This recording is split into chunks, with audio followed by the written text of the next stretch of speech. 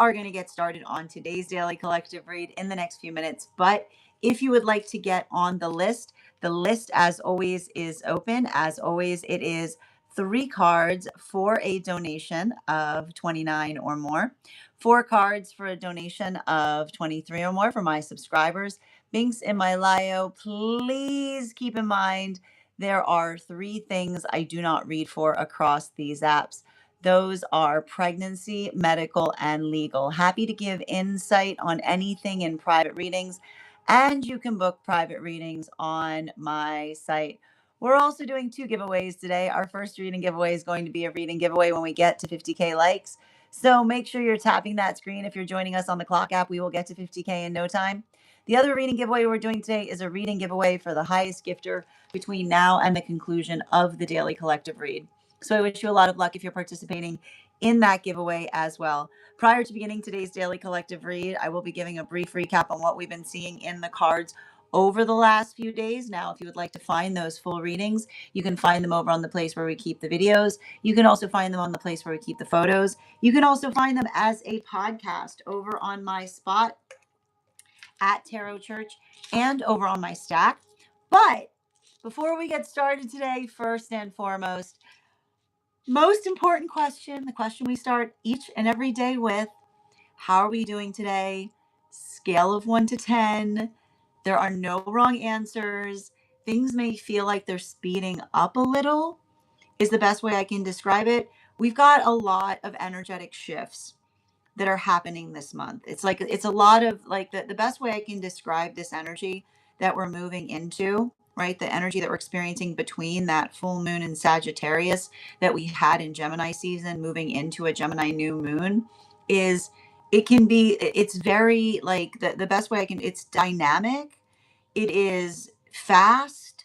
It may require one to feel the need to switch up speeds very quickly, but in the best possible way to a certain extent, because one of the things you want to identify or recognize right now that's really important is being able to work in an adaptable way that allows one to be able to see new possibilities. There's something very important that we're seeing right now astrologically that I think is very important to stress, which is, we've seen for quite some time right now that Jupiter has been in Cancer. Okay. And Jupiter in Cancer, we've been talking about this for a while. It's it's working through the energetic frustration that we often feel as it relates to being truly seen, being truly heard. It's a lot of the deep dive that we identify in terms of moving towards authenticity. And one thing I think that's very important, and we actually saw this almost at the same exact time that we recognized that there was an energetic shift that was occurring relationship wise, is we saw that Venus moved into Cancer with Jupiter. And that, here's the thing about it. Venus and Jupiter in Cancer together is big heart energy, right? It's being able to find the way to energetically convey something, the ability to articulate upon the depth of emotion or the feeling of energetic expansion. And the thing about it as well is there you've got Jupiter and Venus that are almost like in the point of being conjoined, like they're so close that they're practically touching. And then you've got Mercury that moves into Cancer, right? Which is finding it's finding the way to convey it, right? It's finding the ability to express something. It's being able to articulate how you feel. It's being able to articulate upon what's real. And so I feel like that's really important because, and the thing about it that I kind of want to point out in terms of this energy being somewhat polarizing, because we're going to talk about that, is there you've got, right? There you've got all of that energy in Cancer that's creating that feeling, right? That heavy energy in exploring and healing the heart space. And then we've got this density of energy in Aries. Now, and I want to talk about it to a certain extent because the thing about it is, and you'll kind of recognize this, Aries energy is incredibly beautiful when it comes to healing, right? It works us through, it works us through speed, it works us through skill, it works us through the ability of being able to do something seamlessly, but after like a lot of work, like you do something over like, and I want to kind of describe it. Like, what do we see with Saturn and Neptune in Aries, but then we've got Mars in Taurus, right? It works us through the frustration that we feel as we're moving towards perfect, right? That observation of doing something again and again and again and getting really hard on the self about it. And then, right, that it's like working into the space by which you suddenly do something and it feels as easy as breathing, right? It feels as normal, right? It feels as normal as what one can effectively express any day. And this is what we talk about, right? This is why we talk about the beauty of being able to understand our purpose, right? Because purpose builds dexterity. And the reason we identify that the purpose builds dexterity is because, right? Like there you are with your purpose. And there you are with your purpose. And what are you doing as you're moving towards your purpose? If you're doing it correctly, you're learning and you're learning and you're learning. And it's frustrating, right? And it gets annoying and you get hard on yourself. And then you learn more, right? And as you do so, what potentially felt, right? What potentially felt impossible becomes realistic, right? What effectively one strives for becomes the ground by which you stand. So it's hard and it's difficult right now because at the same time that we see all of that beautiful energy that's happening in Cancer, we also see like working through, right? Like there's that Aries energy, working through like the energetic frustration of the self. And it's not to say that the Aries, and this is the reason I say it's Aries energy, is because this is what effectively Aries come here to work through and to learn. Okay. There's something really important that we see that's happening right now with Saturn moving through Aries, right? Because often, like the way I like to often characterize Aries is that often Aries, those who are here, who are in the sign of Aries, come here to effectively heal their relationship to Saturn, right? So there we go. We're working through, right? We're working through a lot of that state of compassion, right? And there's Saturn moving through Aries. And it's hard, right? It may be feeling, and maybe being like a lot about facing and feeling things, but facing and feeling things when one is ready to attend them, right? When one is ready to energetically address. And so there's something important about that because, like, the one thing I will say is this is not the type of energy to build assumptions in. Okay. Do me a favor. Do yourself a favor. Okay. Do yourself a favor. don't don't let this energy be one that you're building assumptions in, because like what you like the thing about it is, allow it to be like, and I want to like, if you feel like you're about to build this assumption, have you tried putting a little compassion there, right? Because that's the thing about, like, you have to understand Jupiter is going to be moving into Leo, and that's often like that's always the message of Leo. Like Leo is always like, have you tried putting a little compassion on it? Have you tried putting a have you tried putting a little compassion on it? And sometimes that includes the self, right? Sometimes that like that's the hardest place, right? Putting a little bit of that compassion on the self to a certain extent. Now, this is having a different impact depending on where you find yourself on the frequency cycles. And we're going to start first. We're going to start first by talking about the energy in solitude. And the energy in solitude right now are these strength relationships. And these strength relationships, these cycles are just starting up. We saw this shift occur around the time that the new moon in Taurus, right? We saw the energy shift out of world relationships and into strength relationship. So the last center cycle was focused upon the lessons that we see in the world card. This one is focusing on the strength card, and it's interesting. I've got it here. It was in the last reading we did. You know, there's a little bit of a difference in relationality to what I personally convey the astrology of the cards to that others have in terms of it. And the one thing I love, and this is why the strength card is one of my favorite cards in the Smith Waite system. When we look towards the tarot, the strength card is one of the only cards that we actually see has the point of contact between, right, the ferocity that we see in nature versus the self, right? And it's hard, right? Because we identify that to a certain extent. That is how we come into alignment with ourselves, right? It's the ability or the understanding of being able to feel unified in like the whole shape of our being, right? And it's often like, and I want to point this out, we often feel those experiences or have those moments that we don't feel so strong, we don't feel so stabilized, we feel more energetically frustrated. But that's why it becomes a healing moment, because in the experience by which we work towards finding a point or center of stabilization within ourselves, then we find that fineness with ourselves, right? And that fineness that we identify within ourselves allows us to be able to take holistic approaches to things. So I think that what we effectively identify or see that's happening right now for a lot of the energy that's in solitude is potentially doing that important, like it's doing that important fastidious work in getting correct with oneself, or working towards that feeling of energetic comprehension.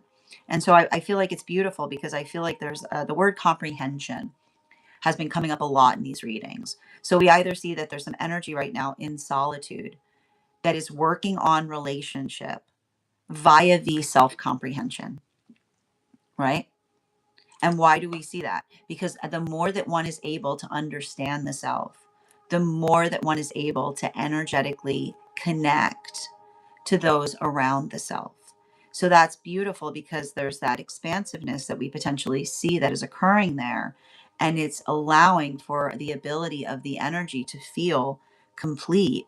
And in the space by which they're feeling complete, it's changing and it's shaping their journey in terms of coming into relationship, because it's not the space by which they're looking for relationship to seek or to heal them, but they're arriving complete to, right? They're arriving complete to the relationship, right? They're feeling that whole, they're feeling the wholeness of the self that then allows for a relationship. When we enter a relationship in a whole space, what is the feeling that we bring to it? Because this is what we were talking about with Jupiter in Cancer. The observation about the way others experience something versus the way it feels within are very different. So when we're working on completeness within the self, how do others experience it? They experience it via V, generosity, right? They experience it via V, the energetic compassion, right? And so that we see that there's a lot of that beauty there. And it's difficult and it's energetically expansive. But even in the space by which it's energetically expansive, we see that that is potentially the ground by which these relationships are finding one another. Now, for the relationships that are moving deeper into divine union, a lot of these relationships right now, you'll recall, are the relationships that were coming together between the time of Taurus new moon between two into the time that we experienced the Capricorn new moon in Capricorn season, which happened around, I want to say, about January of last year. And what are we effectively seeing in a lot of these relationships? We see that with these relationships, there may be a lot of work that is happening right now as it relates to being able to move towards manifestation goals with a deeper ability, with a sense, with like, I just keep on hearing a lot of speed, a lot of rapid activation, if you will. And the way the reason we see this, one of the major healing moments that we see are happening right now for a lot of these relationships that are moving deeper into divine union right now is, right, the understanding of self that is allowing for a clear statement of intention. And it's the ability to address the stated intention that's allowing for these relationships to move in a more secure, grounded way than they ever thought potentially possible, is what I keep on seeing. I wouldn't be surprised if some of these relationships are going through like a little bit of like a mind blowing moment, if you will.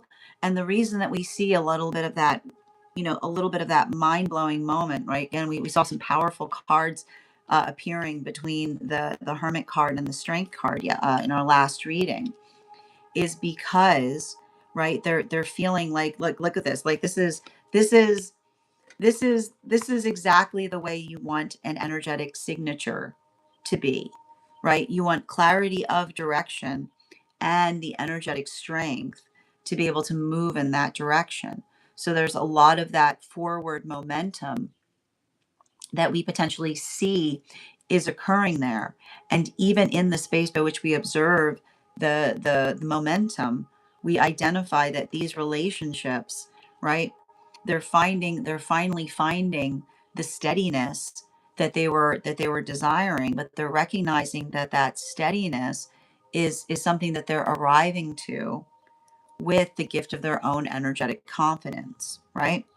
Now, this is bringing us to the moon relationships, and the moon relationships were effectively coming together between the time of between the time of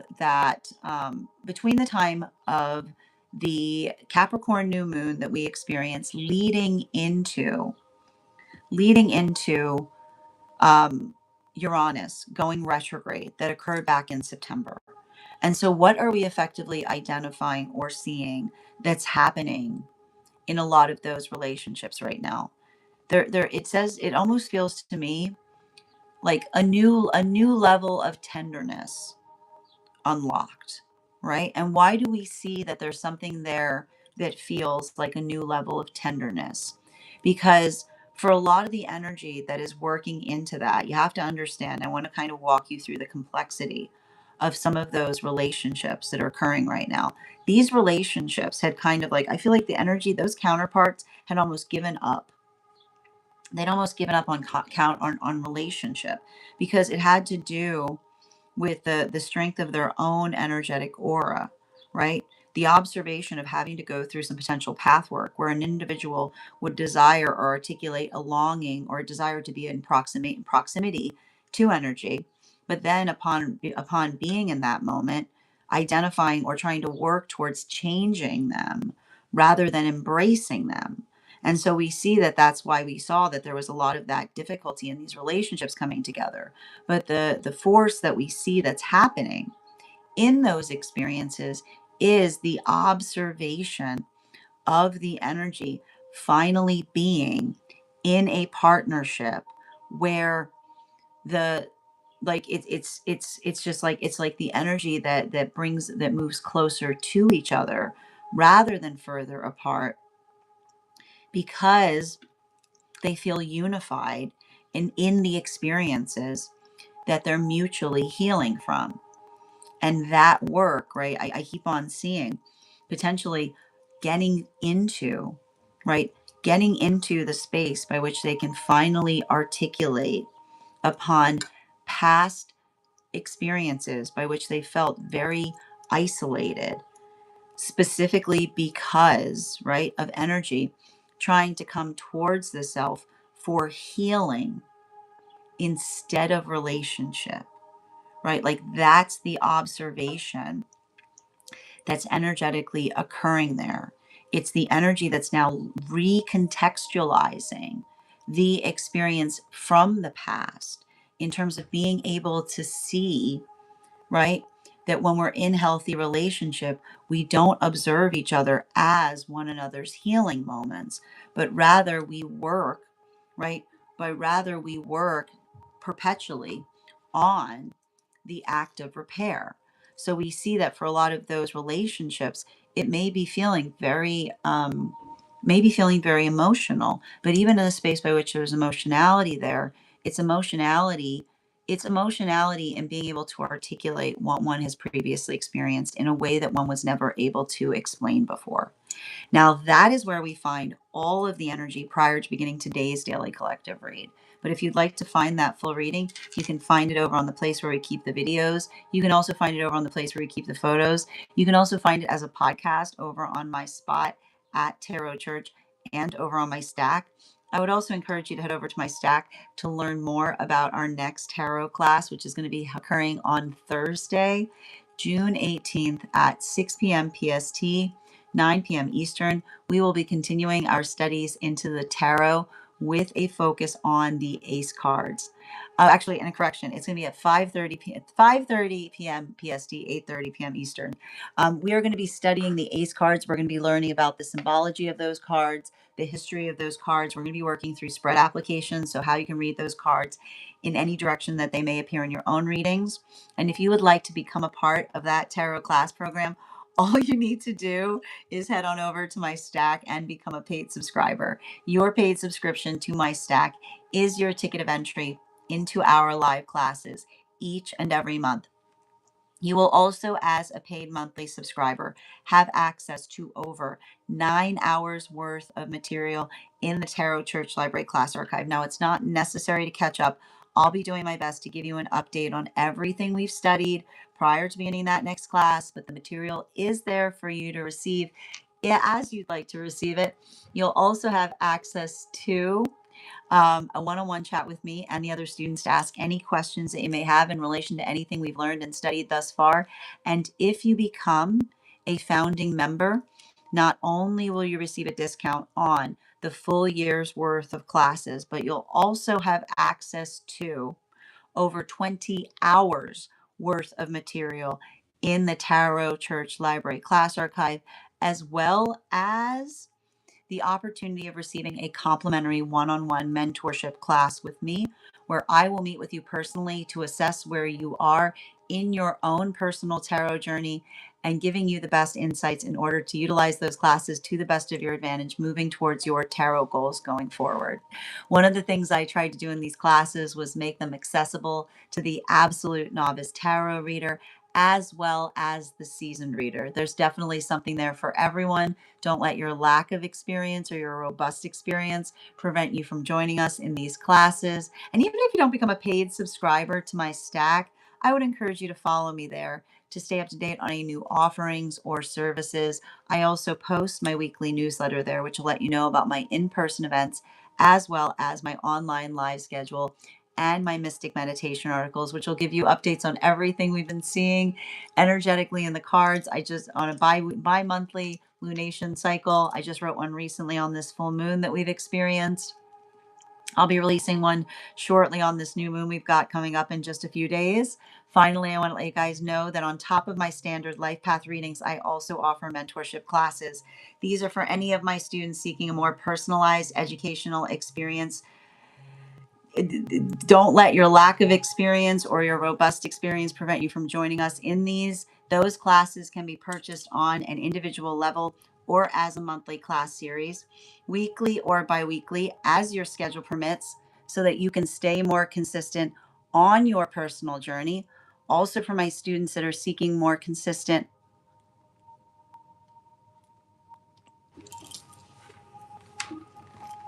apologies, friends. We had to take a quick pause, but we are back. Thank you guys so much for your patience. As I mentioned, we are going to get started with personal readings in just a few minutes. We are restarting the live for those who are joining us over on the Clock app. Thank you guys so much for your patience. Excellent. We are back. I appreciate your patience. So, as I was mentioning, we are going to get started with personal reads right now. But if you would like to get on the list for today, the list, as always, is open. As always, it is 3 cards for a donation of 29 or more, 4 cards for a donation of 23 or more for my subscribers. Being Things in my bio. Please keep in mind there are three things I do not read for across these apps. Those are pregnancy, medical, and legal. Happy to give insight on anything in private readings, and you can book private readings on my site. I am going to take a moment to read over some of the comments that came through as I was giving that recap. But if you would like to get on the list for today, the list is open. I will also point out we are keeping the list somewhat short today. So if you'd like to secure a spot on the list, I would encourage you to do so sooner rather than later. How you doing today, Nikki? So good to see you, and thank you guys so much for your patience. How are you doing today, Adam, as well? Welcome. Good day, Colleen. Good to see you as well, and thank you as well, Mamo. Grand Rising Team Osana. How are you doing today, Glam? I know, I love that. I love that frog, Nikki. So good to see you today. Absolutely. You're so welcome. We are back. Apologies. Yep, I had to step away. There was a bit of an emergency that needed to be addressed. Thank you guys so much for your patience. Absolutely. And thank you so much for the likes. And Nicole, thank you for those gifts as well. Welcome to those who are joining us on the place where we keep the videos. Hope you're having an absolutely beautiful day today. Excellent. Hi there, Ro. How are you doing? Good to see you today, Soul Empath. How are you doing today? The energy's between a 7 or 10 for you right now. Okay, that's a good place for it to be perfectly honest. The one thing I want to point out, and I was going through this with the astrological readings right now. For a lot of the sign work, this could still be feeling like there's a little bit of high energy here. Those with Sagittarian energy like placements, if you're feeling a little bit more drained right now, I will want to point out that we're coming out of a really intense Sag full moon. So like I keep on describing it as like the full moon hangover might feel like a little bit more intense for you at the moment. Absolutely. Hi there, Ro. I have big heart energy. I can convey the depth of emotions. You're a mix of Venus and Jupiter represents your wisdom. That's beautiful. This energy for you right now is probably feeling quite healing, given the fact of the signs that we see in Cancer right now. Absolutely, yes. Stay resonating about the heart energy. Thank you so much for confirming that you've also been experiencing this soul empath. Excellent. And how are you doing today, Ellie? Excellent. Jupiter is the only star sign that gives its energy out. That I mean, that's an interesting take, dang. I don't know if I necessarily agree with that. I mean, I feel like there are other, I will point out, like, and it's a very interesting way to perceive the signs as to whether it feels like it's expansive or whether it draws in. I mean, we see that in the sun. I would argue that the sun is a very expansive planetary energy. I would argue that Aries is as well, and Gemini. You know, I often, yeah, and the way I often see it, I like to point out, I feel like personally, and it's interesting that you identify morals and ethics. I feel like that often, like personally for me, I feel like that comes through more in relationality to Saturn. Personally, I feel like Jupiter is often the way we perceive the self, right? It's the perception of the self. That's my take on it. Absolutely. One moment, please.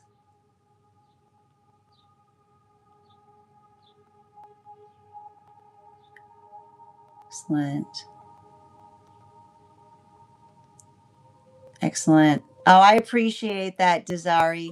You know what you can do, Desari, if you would like to, why don't you private message me or send me, post a comment on my recent reads, and we can discuss that further. Excellent. Absolutely. How are you doing today, Kendra from the Bahamas? Good to see you. And thank you for the compliment, Gamer and Mark. How are you doing today, Ellie? Hope you're doing well. Excellent.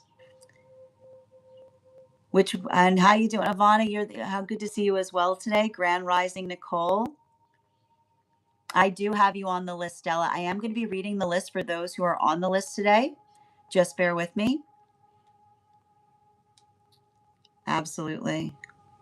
Excellent.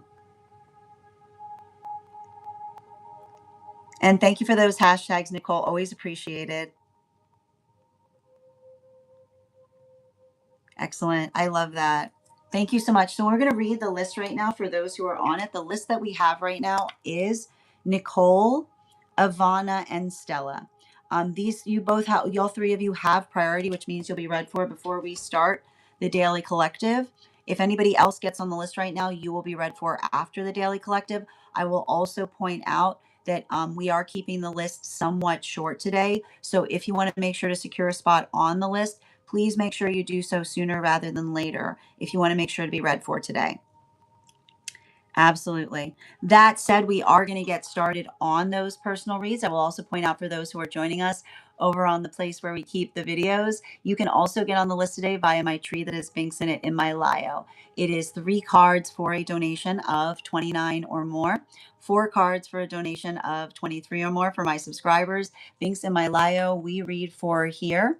Highest priority messages from spirit, life path, angelic, dream interpretation, past life, mediumship, love readings, pet readings, animal spirit guide readings, akashic, mind, body, spirit, love, and aura.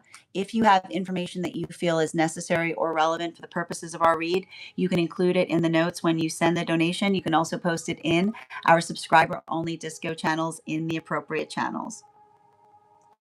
I got you, Nicole. Bridget, good to see you as well, dear. Absolutely. And thank you so much. As I mentioned, we are going to get started with our readings today. I've got you absolutely, Nicole. We are doing, oh, well, those cards are for you. Hold on, I got to keep them out. Oh my goodness. Let's see here. Excellent. Outside tea for Nicole. Outcome on energy for next week. Any insight on what to brace for or what you may be missing? I got you, dear. I'm going to pin up Nicole here, but before we continue with Nicole's reading, let's warm up those intuition muscles with an intuition check. I've got the animal oracle card here. We're going to count back from 10. And when we get to 1, I will reveal the card. 10, 9, 8, 7, 6, 5, 4, 3, 2, 1. We got the hawk. Thank you so much. We'll be doing that again after the next reading. And as I mentioned, I'm going to pin up Nicole here. Guys, make sure to give Nicole some love. And I will also point out if there's anybody who's on the hold list who would like to be added back to the list, just go ahead and let me know the date that you were added to the hold list. I'll be happy to add you back as well. Excellent.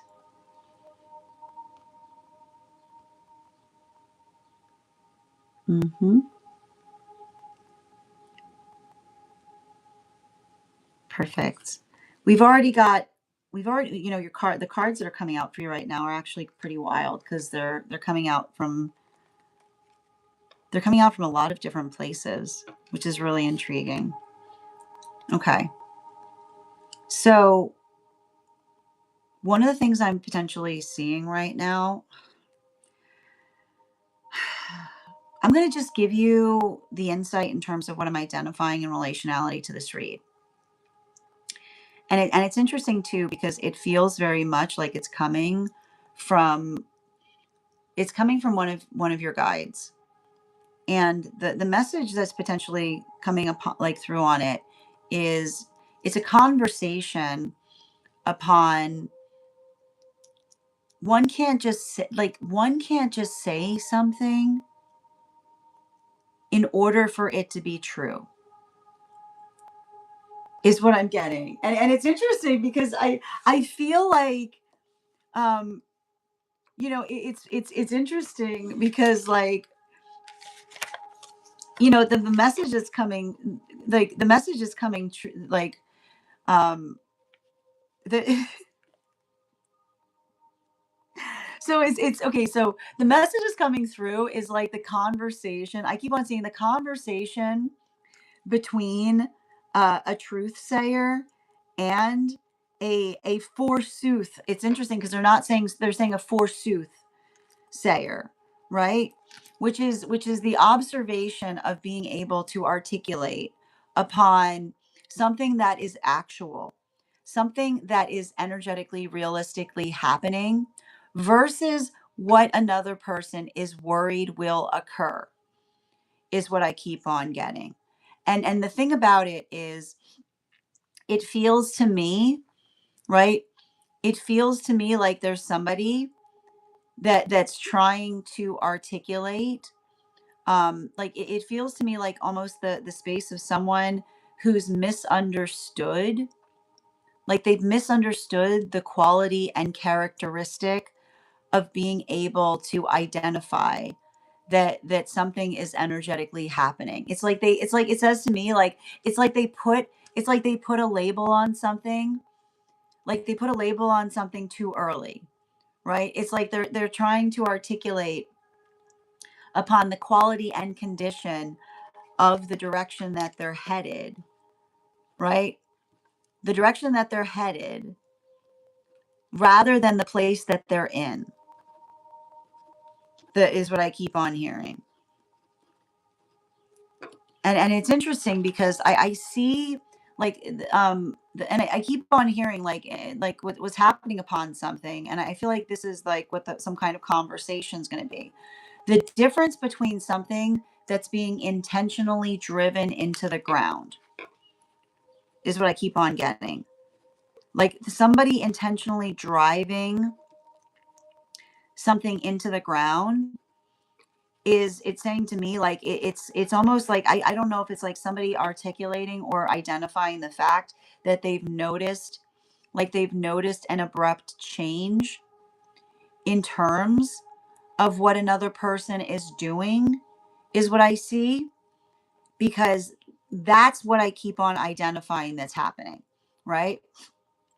And I feel like it's interesting because it feels like a very nuanced conversation about someone intentionally driving, I just keep on getting driving something into the ground, which is the difference, right?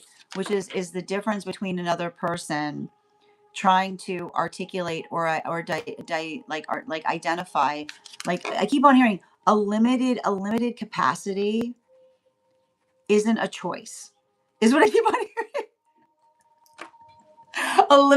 A limited capacity isn't a choice. And the reason I keep on getting a limited capacity isn't a choice is because the observation or the understanding of being able to make the choice. I just keep on hearing someone say, you can't choose, you can't choose to drive something into the ground, is what I keep on getting. And so I think it's interesting because I feel like somebody has put themselves in a dangerous position.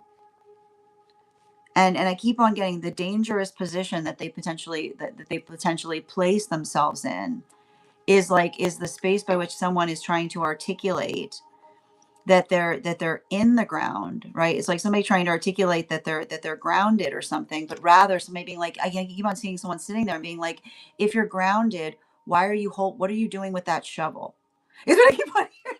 Like, what are you, like, I literally see somebody being like, if you're grounded, like what are you doing with that shovel, right? Which is the identification point of someone potentially like doing something, right? It almost says to me like somebody doing something to give the appearance of being more energetically, I keep on hearing somebody trying to give the appearance of being more stranded than they actually are. So I think it's interesting because I feel like that's effectively what it's like, I know it sounds very specific, but that is effectively what I'm seeing in some experience, because it feels like that is the conversation, right? It feels like there's some kind of conversation that you're present for, where another person tries to articulate the fact that they're stranded, right?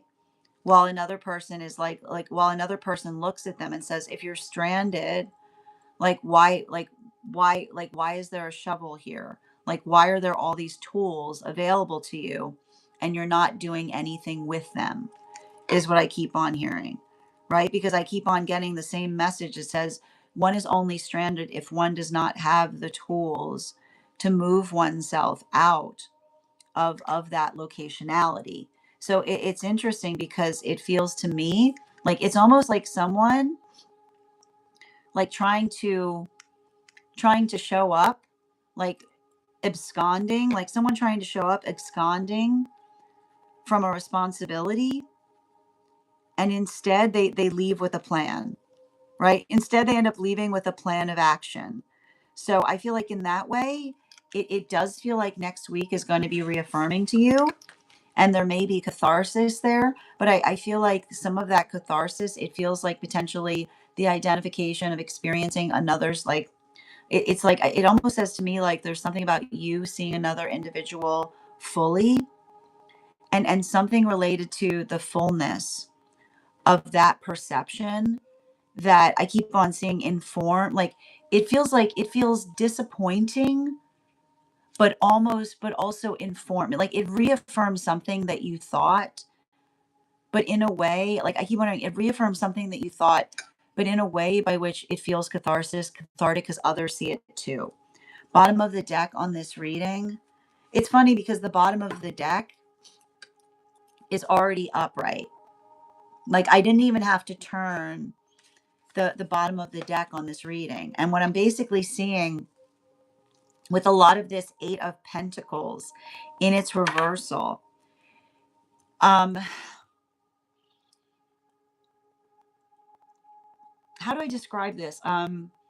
It's like I just keep on getting the same message of someone saying the lack of like the like when one is truly stranded, one does not turn down assistance, is what I'm getting, right? Like it's the conversation by which another person articulates upon the shape and condition by which they themselves are trying to do something, right? Like I literally see a situation or circumstance by which another person is trying to effectively articulate. I keep on, and I feel like that's the thing about it. It's like you having to stand in the midst of a can't or won't conversation, right? And I keep on seeing you can't say can't.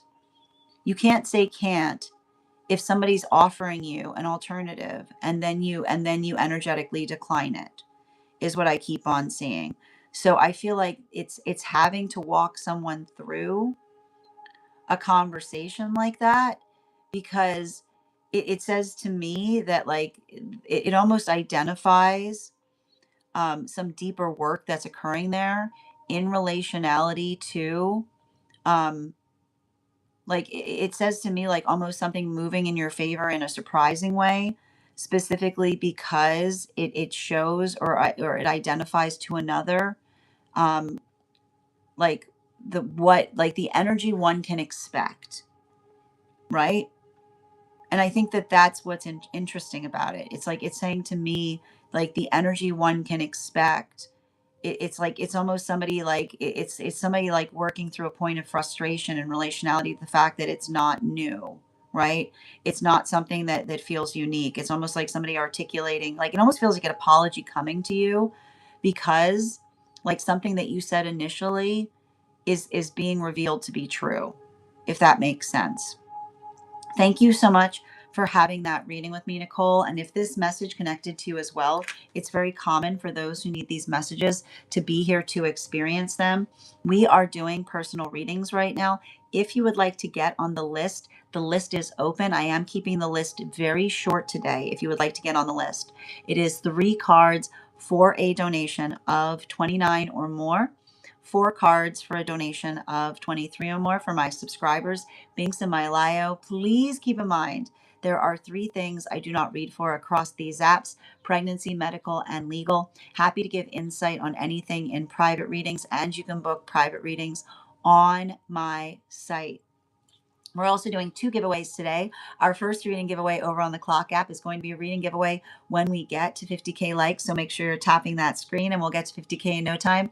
The other reading giveaway we're doing today is a reading giveaway for the highest gifter between now and the conclusion of the daily collective read. So I wish you a lot of luck if you're participating in that giveaway as well.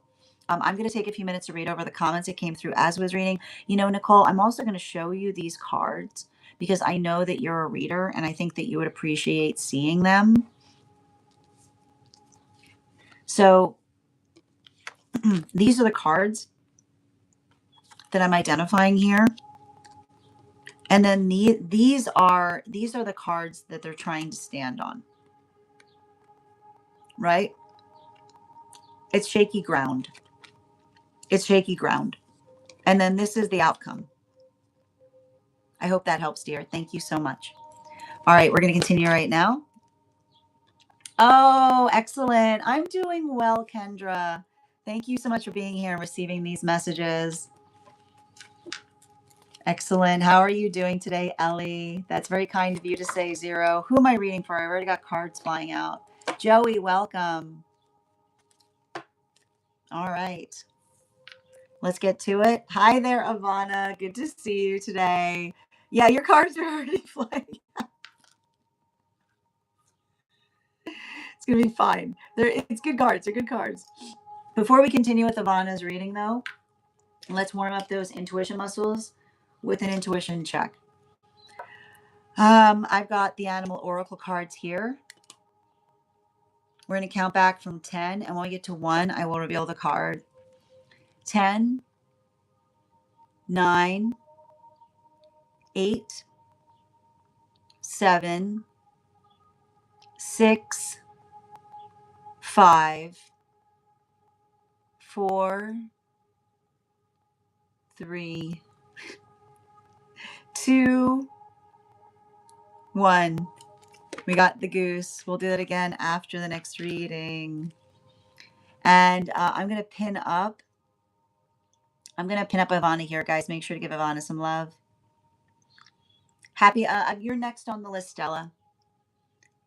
And if anybody wants to get on the list to be the first person after the Daily Collective, the list is open. It's a great time to get on the list if you would like to be the first person to be read for once we complete the collective. You're so welcome, dear. Wushu, it's been a minute. Good to see you. All right. Yeah.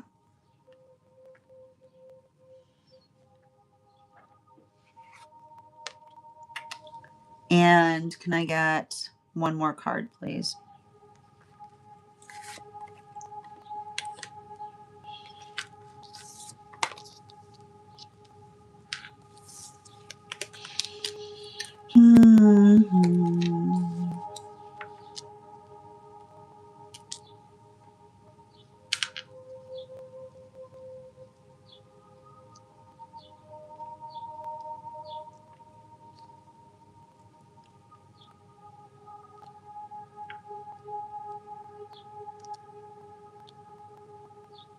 So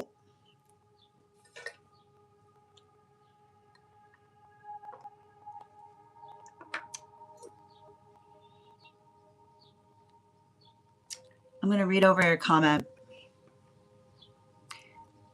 Just bear with me a moment.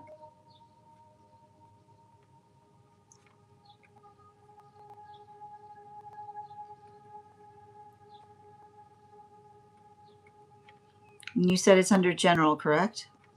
Just a reminder, friends, if you have information that you feel is relevant or necessary for the purposes of our read, you can include it in the notes when you send the donation. You can also post it in our subscriber-only Disco channel. Ooh. All right, let's get to it. We're doing outside tea on an experience. So this was not a dream. This truly happened when I was 13 years old. We used to live in front of a cemetery. And now that I think about it, everyone we've moved there has always been, everywhere we've moved has always been a cemetery somewhere in front of our home. Nothing spooky ever happened except for one thing. It wasn't scary. It was actually amazing. They were constructing houses in front of us. So those homes were going to be even closer to the cemetery. One night, my dad was watching TV. Where he used to sit, there was a window next to him. And from there, you could see both the houses under construction and the cemetery. He glanced out the window and said he saw a small silver object glowing, with red and green lights moving up and down around it. It wasn't floating, it was actually laying on the ground. He grabbed his video recorder, one of those big camcorders from the 90s, and called my mom. My mom says she felt very shaken by what she saw, but my dad was amazed and excited. He recorded the whole thing. He wanted to wake me up, but my mom was scared and said no.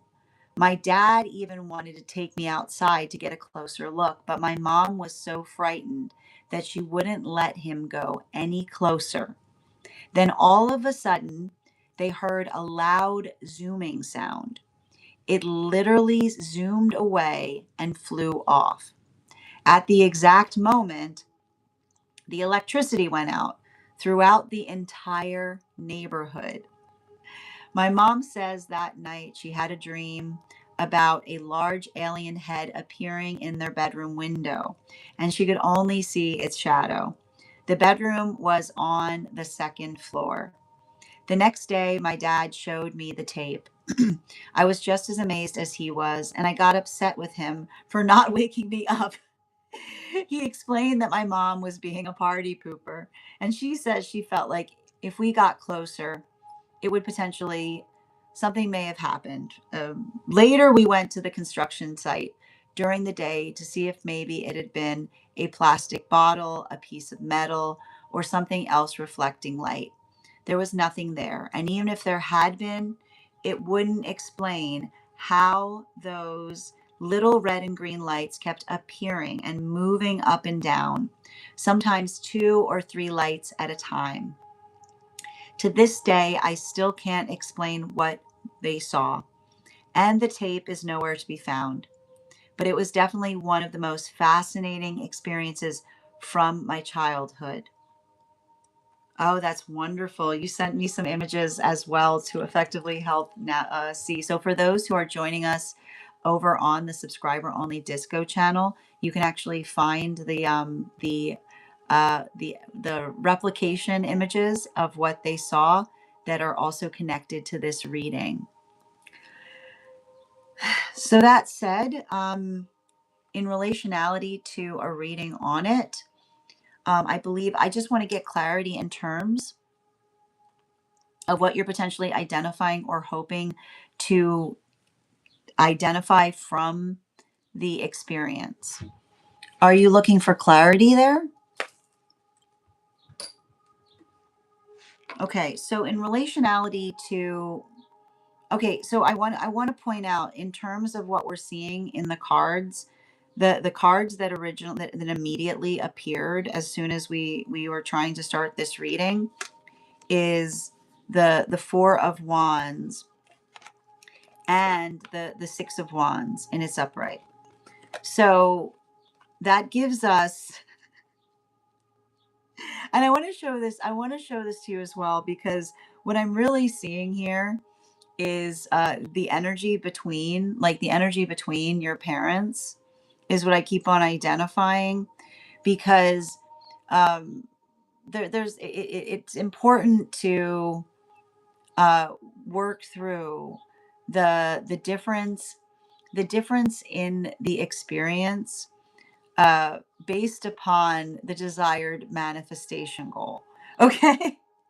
And I love the fact, and again, I love the fact that we drew for this reading the goose cards, because like the goose card, we actually see that there's two here, right? And I want to point out, like I just want to show you the cards themselves are replicating the event, because we see here, like, what is this goose doing? It looks like it wants to go, right? And what is this goose doing? They put right here. Don't you go, don't you dare go anywhere out there, right? And I think that this is really important because we see even here, right? Like here's the energy, right? I want to just show you these cards because I'm sure that you'll understand the difference, right? Right? There's this, like, don't, like, that energy there, versus these cards are just cracking me up based upon this experience, right? So in given the fact that the cards are literally like showing the scenario, it says to me that everything that you're seeing there is identifying, it's identifying the full breadth of what was energetically happening there. Now one of the things that we see that's important is, and I want to kind of, in terms of what was happening, you have to recognize that, um the word, there's a word that I want to bring forth in terms of this reading, and the one word I want you to kind of gravitate upon that's important is, um energetic anomaly. Okay, everything you need to understand, everything you need to understand about that situation, everything you need to understand about that situation that evening can be clarified with those two words. And it's interesting too, because, yeah, there's something important that I'm seeing there in relationality to the fact that, um, the words themselves are are acting to a certain extent. They're acting to a certain extent as a koan. And the reason that they're acting to a certain extent as a koan is because, um, there were many different things that were occurring in that moment that can be clarified upon the fact that the unified thing that was happening in that moment was an energetic anomaly. The one thing I'm very sad about right now, right? There's one thing about this that I'm very sad about. And it's funny too, because as I was about to pull for this, as I was about to pull for this reading, I said to myself, oh good, a dream reading. Okay? I was saying to myself, oh good, a dream reading. But the thing is, this wasn't a dream reading. And the one thing I see about this is, the one thing I wish I had as a reader right now that would be very helpful, that would be very helpful for the purposes of this reading, is I wish we knew what you had dreamt that night. I really wish we knew what you were dreaming about that night, because I feel like, I'm not sure why I'm getting it, but it feels to me, I feel like I almost feel like, as I'm doing this reading, there's a missing piece here, right? Because we've got the energy of both of your parents, and then we have the one energy that's missing in this whole experience. And I want to point this out, even as I'm doing this, there's an absence point. And when I say that, I'm saying, when I'm talking about an energetic anomaly, right? What I'm trying to articulate is, what I find is interesting about it is, when I'm reading into the energy of the experience, I can feel like, and I want to point out, I can feel their energy, right? I can find their energy here. They're all over this. But when I say energetic anomaly, I keep on saying, where is your energy in it? Because I feel like there's something about this. When I'm describing the energetic anomaly, what I think is the anomaly, and again, I told you, it's going to read on a lot of different levels. The anomaly that I'm having in this reading is the fact that your energy seems to be absent in it. So I'm very curious. I would be very curious to identify and recognize um, what was happening that night in your dream space. Bottom of the deck on this reading.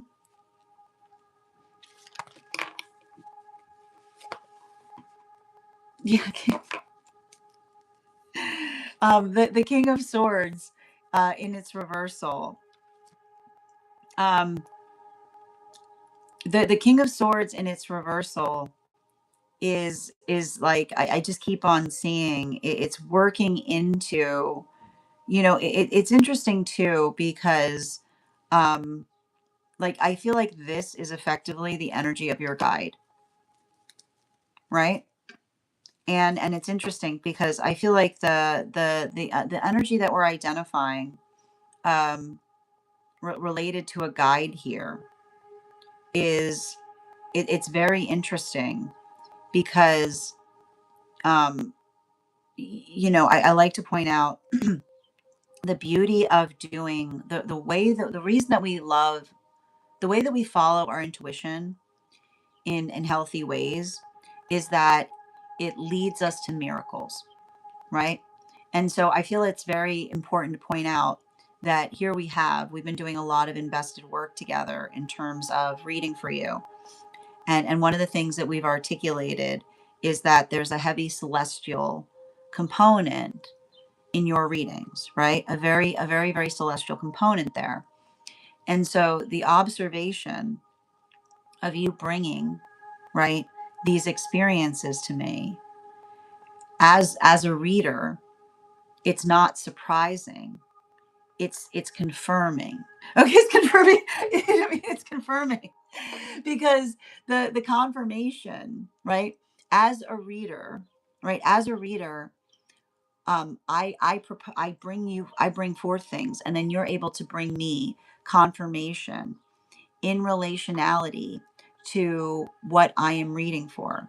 So I feel like it's interesting because it's articulating to me that this is effectively confirmation in relationality to a lot of that work because it's I know this is going to sound like I know this is going to sound a little bit wild, but you have to understand, and I think we've talked about this in relationality to your readings, right? We experience time, right? We experience time um like on a line, right? So in the modality by which um, something is energetically occurring and the space by which you're able to offer the one quality of that occurring was also in the space by which this moment would be occurring, and it would allow for confirmation in terms of what I've been receiving reading for you as well, if that makes sense. And I think you understand what I mean. There's a lot more there are a lot more, like, the thing about it too is there's a lot more messages that are coming through on it, but it feels to me like some of that work is going to be navigated between you and your guide, right? Like there's a little bit of this energy here that works into the context of being able to build into the understanding of you potentially trusting your intuition, but also the space by which it allows you to understand or to build into your own, like there's a couple messages that I would basically articulate that I can take offline to share with you in relationality to this, because like it says to me there's like it's a moment by which we can unpack a lot in terms of what was happening, because it was happening in different dimensions is the best way I can describe it. Thank you so much for having that. I'm going to write down, I'm going to draw, I have to write these cards down in your book because I feel like they're going to be they feel very relevant and important. So just bear with me a moment as I list them.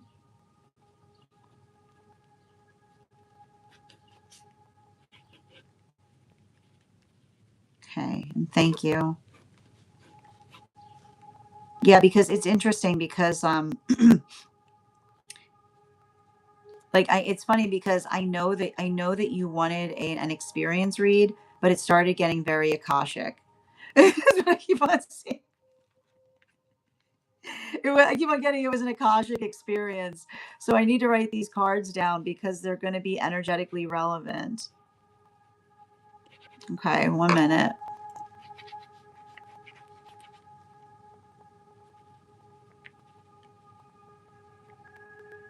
Okay, perfect. Thank you so much for having that. Thank you so much for having that reading with me, Ivana. And if this message connected to you as well, it's very common for those who need these messages to be here to experience them. We are doing personal readings right now. If you would like to get on the list is open. It is 3 cards for a donation of 29 or more. And here's the thing about it. It has a bit to do with that block that we discussed, right? So we again, like we can take it offline to discuss it further. If you'd like to be on the list right now, the list is open. It's 3 cards for a donation of 29 or more, 4 cards for a donation of 23 or more for my subscribers. Being Semi-Lio, please keep in mind there are 3 things I do not read for across these apps: pregnancy, medical, and legal. Happy to give insight on anything in private readings, and you can book private readings on my site. We're also doing 2 giveaways today. Our first reading giveaway is going to be a reading giveaway when we get to 50K likes. So make sure you're tapping that screen. We'll get to 50K in no time. The other reading giveaway we're doing right now is a reading giveaway for the highest gifter between now and the conclusion of the daily collective read. So I wish you a lot of luck if you're participating in that giveaway as well. Absolutely. Mm-hmm.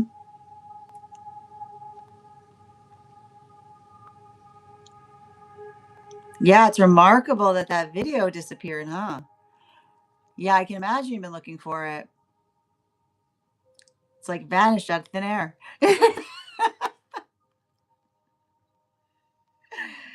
Yeah. Absolutely. And Princess, thank you for the follow. Ivana. It's a perfect song. And thank you so much, Dream, for the follow. Yeah, I bought okay, thank you for confirming. I bought my first dream book when I was 10. So you had already started dreaming things, but you can't remember that specific date. If if you've got the book, if you got the book, was it around the same time? Was it around the same time? Yeah, like it would be very interesting to dive back into that book right now. Okay.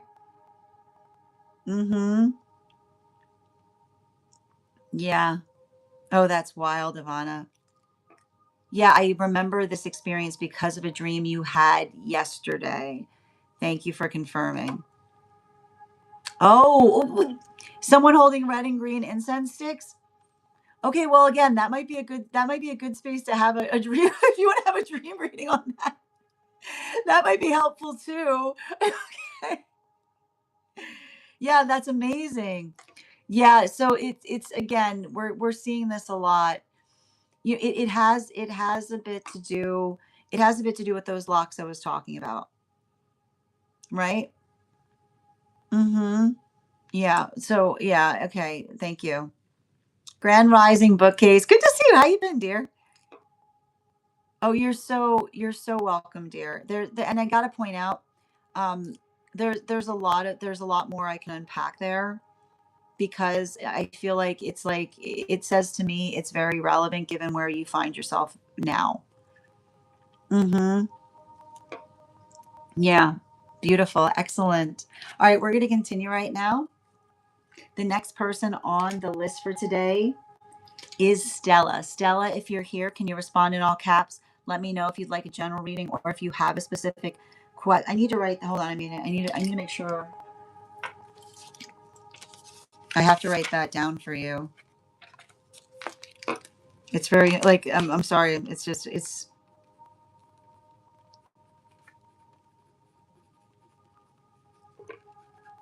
I feel like it's going to be relevant later. Okay. Thank you, dear. I got you, Stella. Thank you for confirming where you sent the information. Hold on a moment.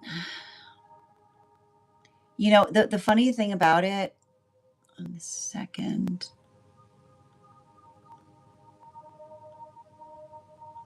perfect.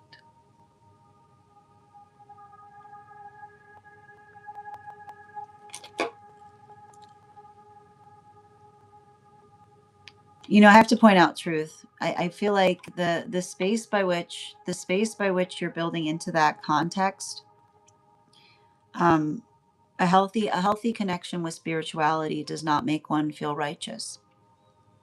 Which is it's not it, spirituality is not something that you hold to allow yourself to feel better than another. It's a gift that we give each other that allows it to amplify and support. I hope you find that healing. I hope you recognize that. I'm wearing as many rings as possible, Wolf. Okay. As many as possible. How are you doing today? Welcome. How you doing today, Robert? All right, let's get to it. Just reading over the comments. Busy is good, bookcase. Always good to see you here. Viva, how you doing today, dear? Good to see you as well. Yeah, you know what I'm talking about. Like there's a lot more to be unpacked there, you know? Yeah, you have some stuff highlighted. Yeah, like it says to me like they're bringing these things towards you right now because you're ready to kind of navigate them. Yeah. Are you kidding? Oh my gosh, look at that. Was that just happening, Viva? Did you see that comment from Viva? Oh my gosh, did you see that comment from Viva, Ivana? They were just changing their ring light and it started going from red to green. I love it. Thank you for sharing that. Viva, how you doing? Excellent, excellent. Kath, good to see you today as well. I got you, Stella. Bookcase, I need you. Listen, you got to help me help you. You got to help me. You're going to tell me you've got a 50K and you can't remember the day? What are you doing to me here? I asked for so little. I asked for so little. Do you remember what month it was? Help me help you. It's a big. I got a lot of people. Oh, I got you. I found it. You know what? You're so lucky. Look at that. Your guides are looking out for you. It was the 14th. You want to be added to the list? You want to be added to the list? I got you, dear. Yeah, that's wild. Ivana, again, further confirmation. Yes, exactly. Mm-hmm. No, that's wild. That is too wild. Thank you. Hi, there's creative. Good to see you today. I know. Like it is also very funny. I'm like, I'm never gonna find it, and I look down. I'm like, oh, it's right there. Okay, I got you, bookcase. It was on the 14th. I'll add you to it now. You'll be the first person we read after we complete the collective, if that's okay. Perfect. All right, wonderful. All right, we're going to continue right now.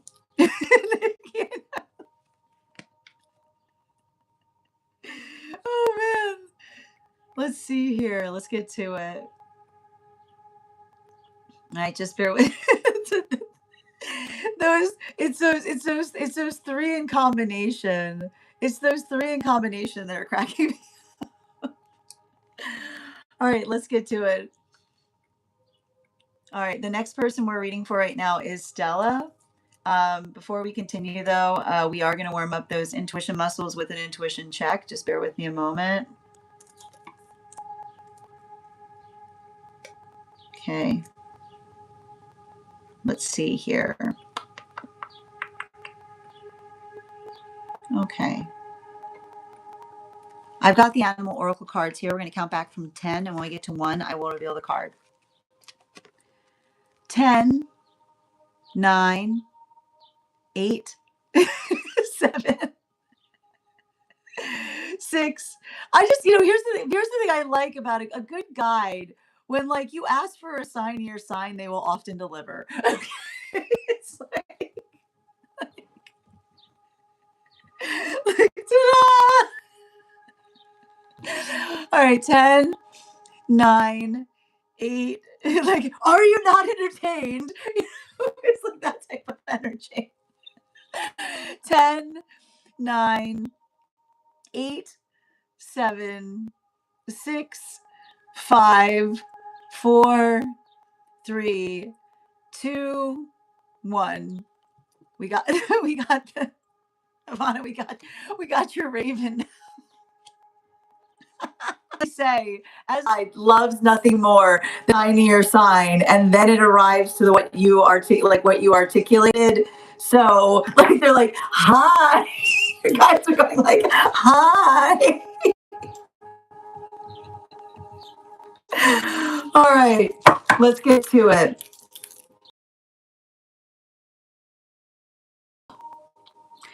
So there's sensitive information here. So I need a moment to read over. While I do so, friends, let me give you guys a hearth warmer.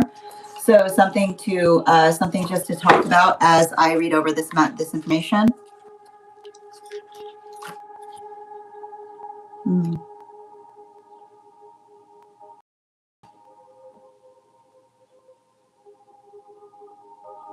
How are you moving deeper into your authenticity right now?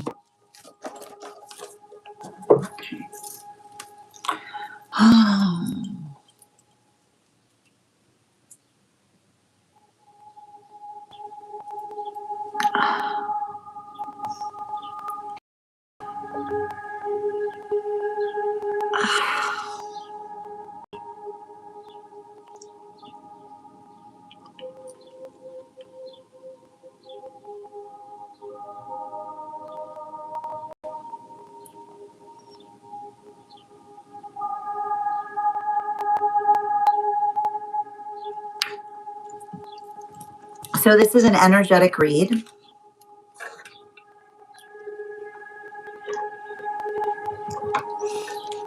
on an individual. And I'm going to pin up. Thank you, Agri, for the follow.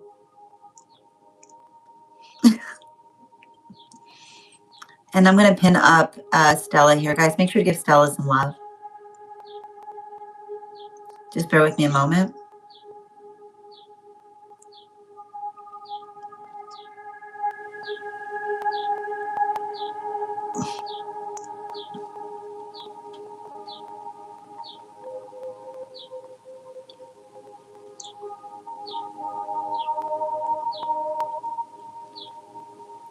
Where'd Stella go?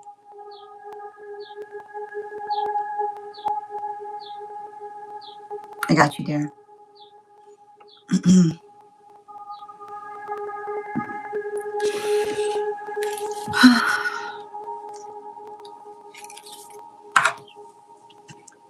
Mm-hmm.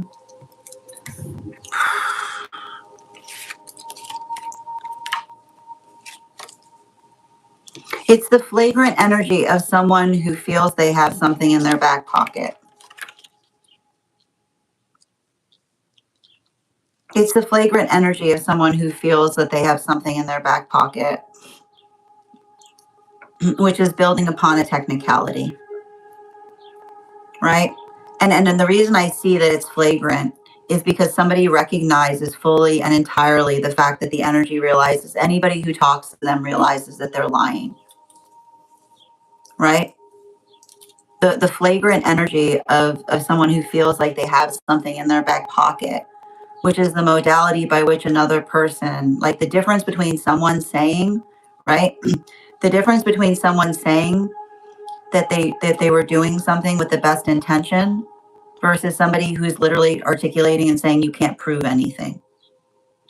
When you're in the space by which you have to say to someone you can't prove anything, it doesn't, everybody knows you've done it,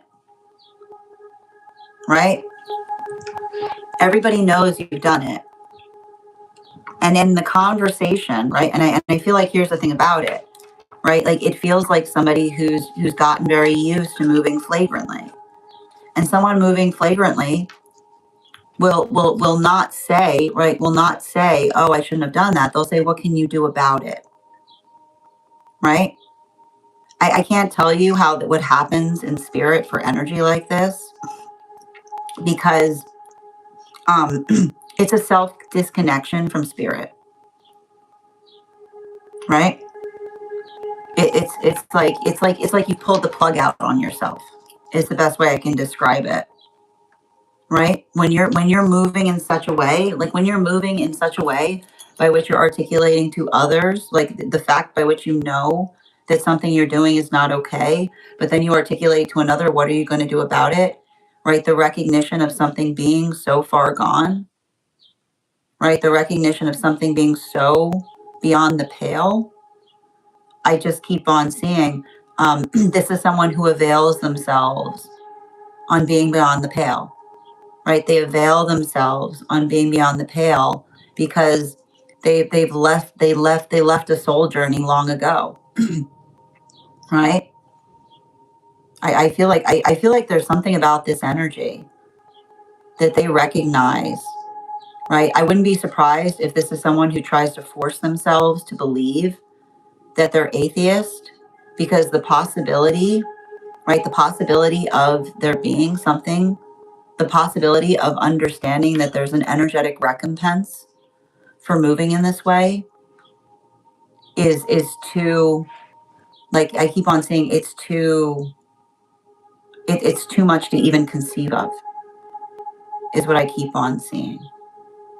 And I feel like a lot of that has to do, and I think that you saw it, like literally someone being like, oh, I didn't do something wrong, but I skirted a line, right? Someone saying, oh, I didn't go, I skirted a line. I knew I shouldn't have been crossing, but I was crossing anyway, right? Somebody who literally says, I was skirting a line. I knew I should have been crossing, but I was crossing anyway. Whereas everybody knows clearly in that moment, they've clearly crossed that line, right? Because I keep wondering if they would cross the line that far, why wouldn't they cross it? Why wouldn't they cross it further?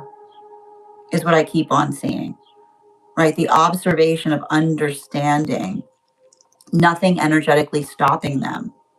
We see that that's the energy, right? That's the energy that literally said, I did wrong, but I was reining myself in.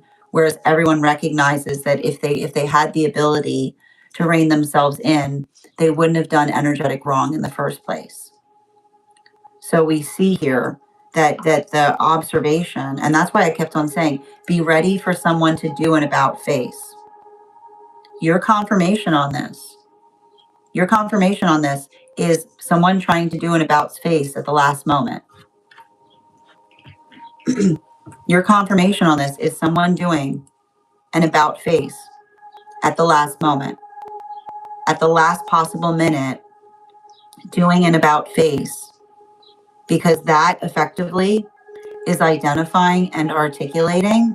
I just keep on seeing the full shape of their self. Like you'll see this here, because then I keep on getting there's somebody who's afraid to face something.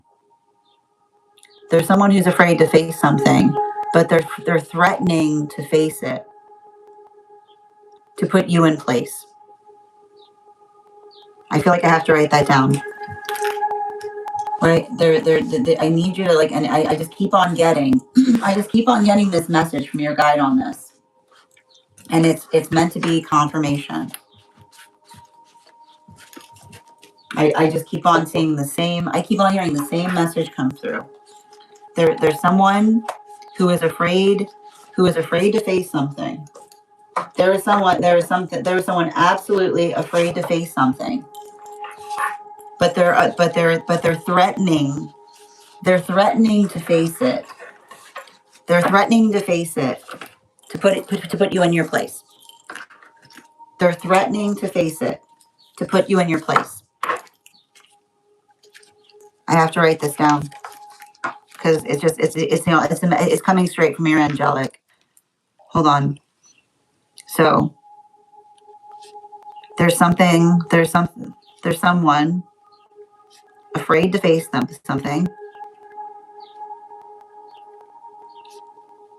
but they are threatening to face it, to put you in what they think is your place, to put you in your place. And that's why, and again, that same, remember, you can see the confirmation on that in someone trying to identify the fact that they skirt they're very used to, right? They're very used to skirting very fine lines, right? They're very used to skirting very fine lines.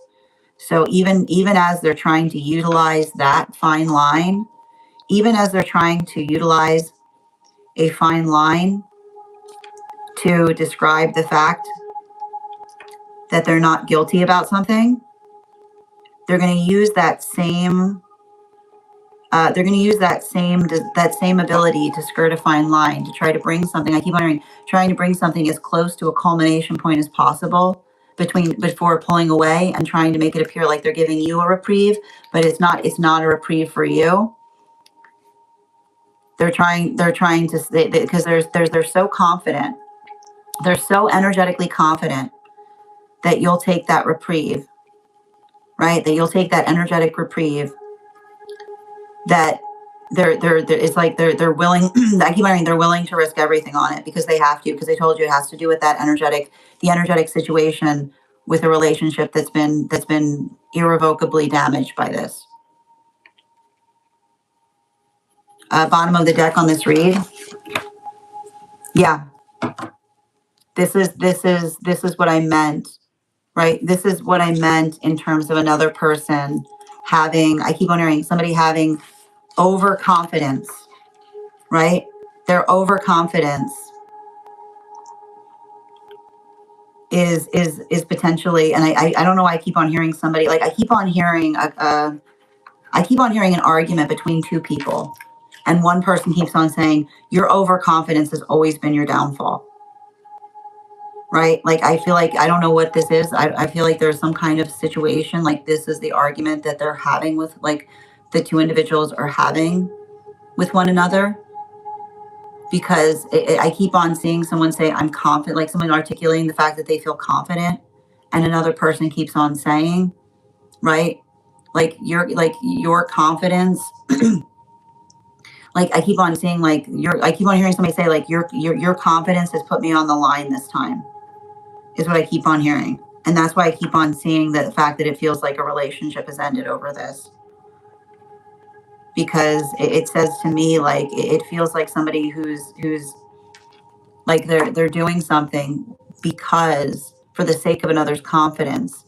And in the same space, like I see somebody that's potentially recognizing, right? Like I keep on seeing somebody say, what if that doesn't happen? And another person being like, but it will, and being like, but you haven't taken into account, like, what if it doesn't, is what I keep on hearing. So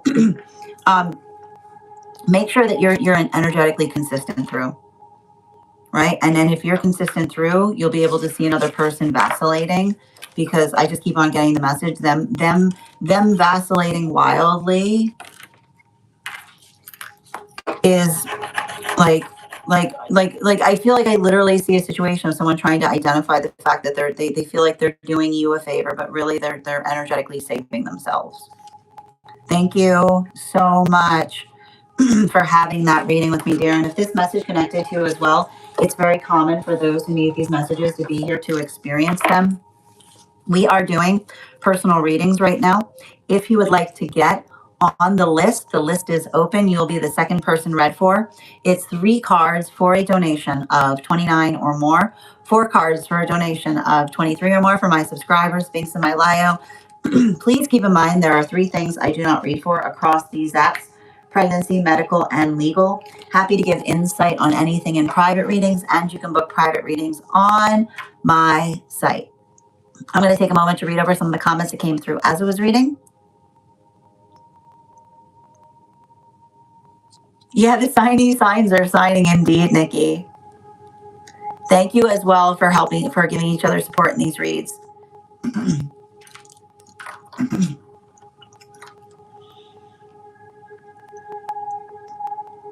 Well, that's the thing about it. Like, I literally, like, I see somebody, like, I see somebody trying to adopt. I see someone trying to adopt the stance that another has, and another person trying to say it's not the same stance. Right? Like, that's the hard part about it. You're so welcome, dear, and sending you so much support on that journey. LM, thank you for the follow. Hannah, thank you for getting on the list. You'll be the second person read for once we complete the daily collective.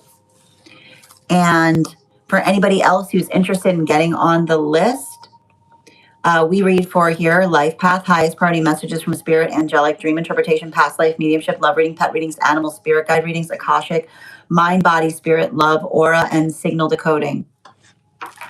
If you have information that you feel is necessary or relevant for the purposes of our reads, you can include it in the notes when you send the donation. You can also post it in our subscriber only disco channel in the appropriate channels.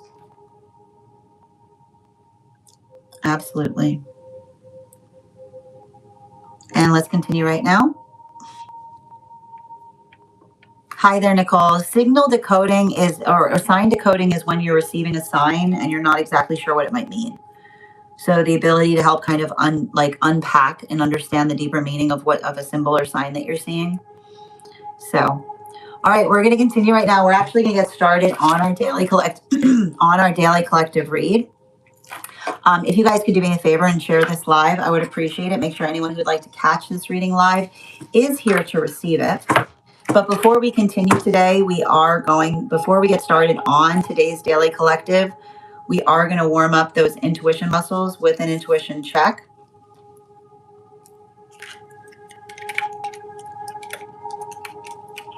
And thank you for sharing the live, Mandy. I appreciate you.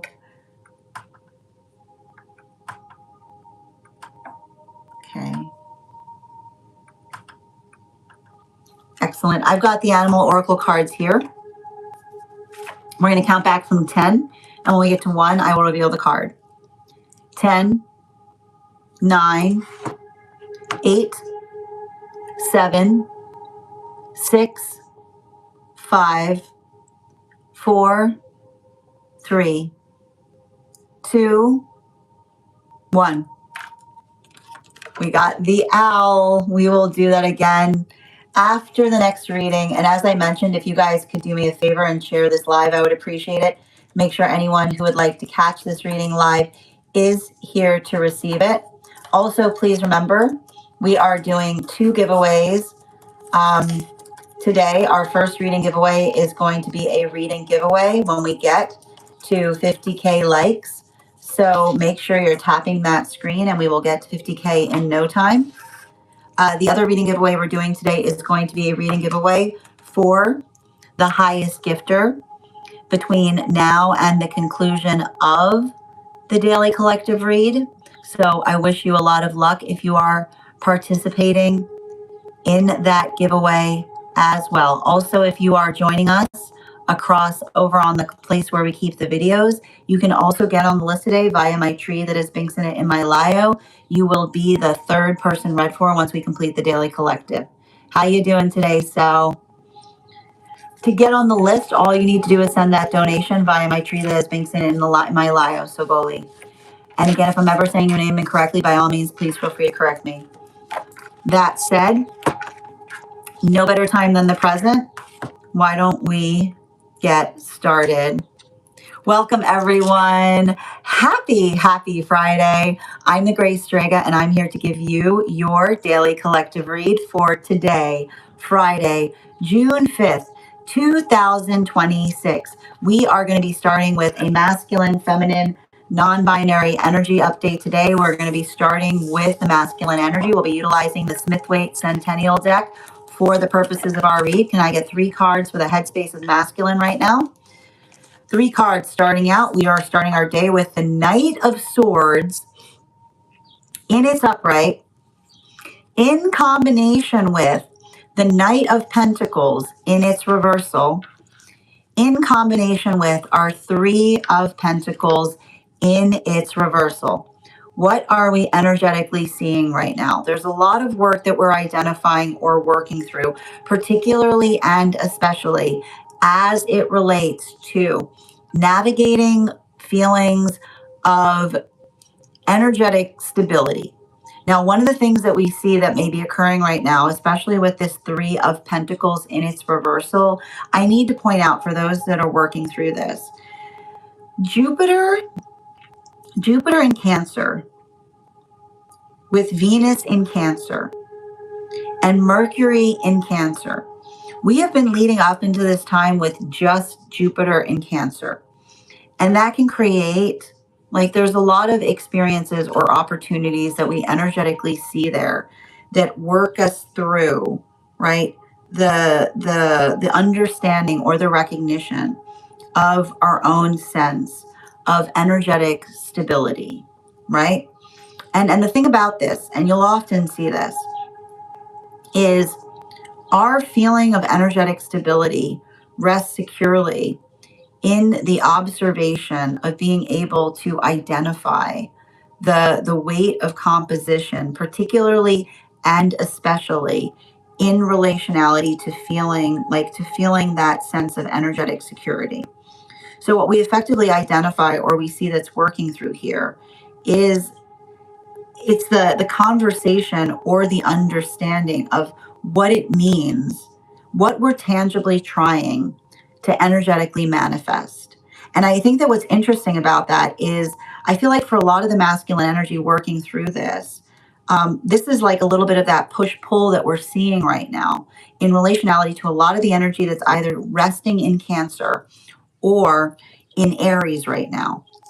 And this is that energy, right? This is what that feels like. So we have here, right? This is all that Aries energy, right? Working into things, allowing for that sense of energy, of like movement, like the productivity that we try to bring forth. However, at the same time, right, we also see a lot of this Knight of Pentacles in its reversal. And this Knight of Pentacles in its reversal is that deep diving, right? Like the deep diving that we often identify, particularly and especially as it relates to Jupiter being in Cancer, in terms of being able to work through old feelings or working through old mentalities or working through old perceptions. So it's interesting because it's a time, right? There's a lot of potential strength to be found right now. But the strength that we identify that is happening is the strength of navigating through spaces or places of like working through unknown, right? It's working through unknown variables. It's working through new territory. It's working through either the internal journey of discovering parts of the self that we did not know were there, or things that we felt like we weren't energetically aware of, or this could be facilitated in relationality to external circumstances or situations of that nature. And the one word I would kind of like to identify as it relates to working through energy like this is being able to find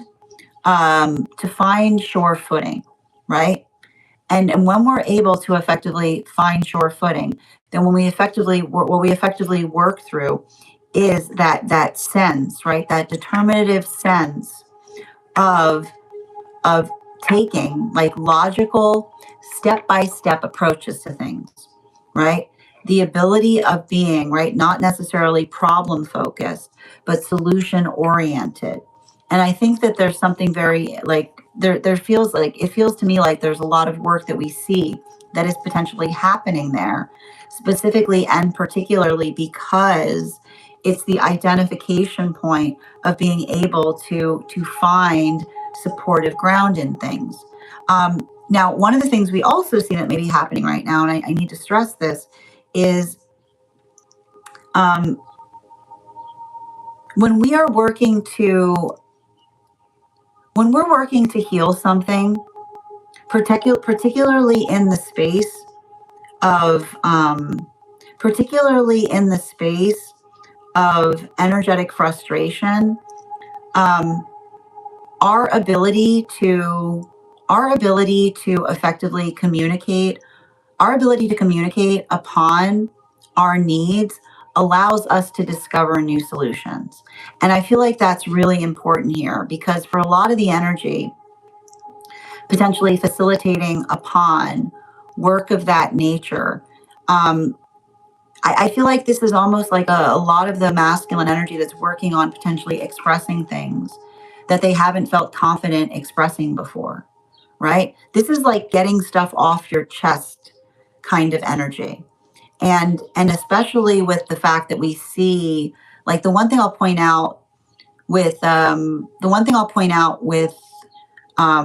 Venus in such close proximity to Jupiter is the space by which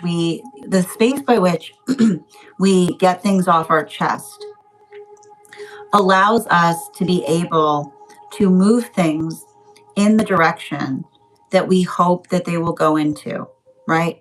There's a lot of that stated intention here, as it were. There's a lot of that expression that allows for the statement of intention.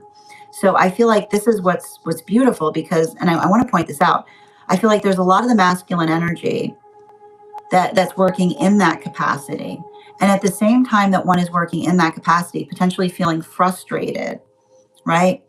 The frustration that occurs as it relates to circumstances or experiences with those, I keep on hearing, those who choose to energetically utilize reliable energy, right? And the reason I'm seeing this is because you have to understand,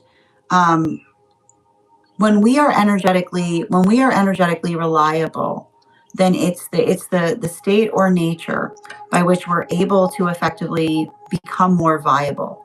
And that viability point is not one that is built upon a restive state or nature, right? It's not the modality by which we effectively articulate for others to do things for us. And I think that it's interesting too, because we've got that moon in Aquarius right now. And that observation of being able to effectively identify what is supportive. It's not just the space by which we articulate upon how we energetically feel, but it's the space by which we work to make it real, right?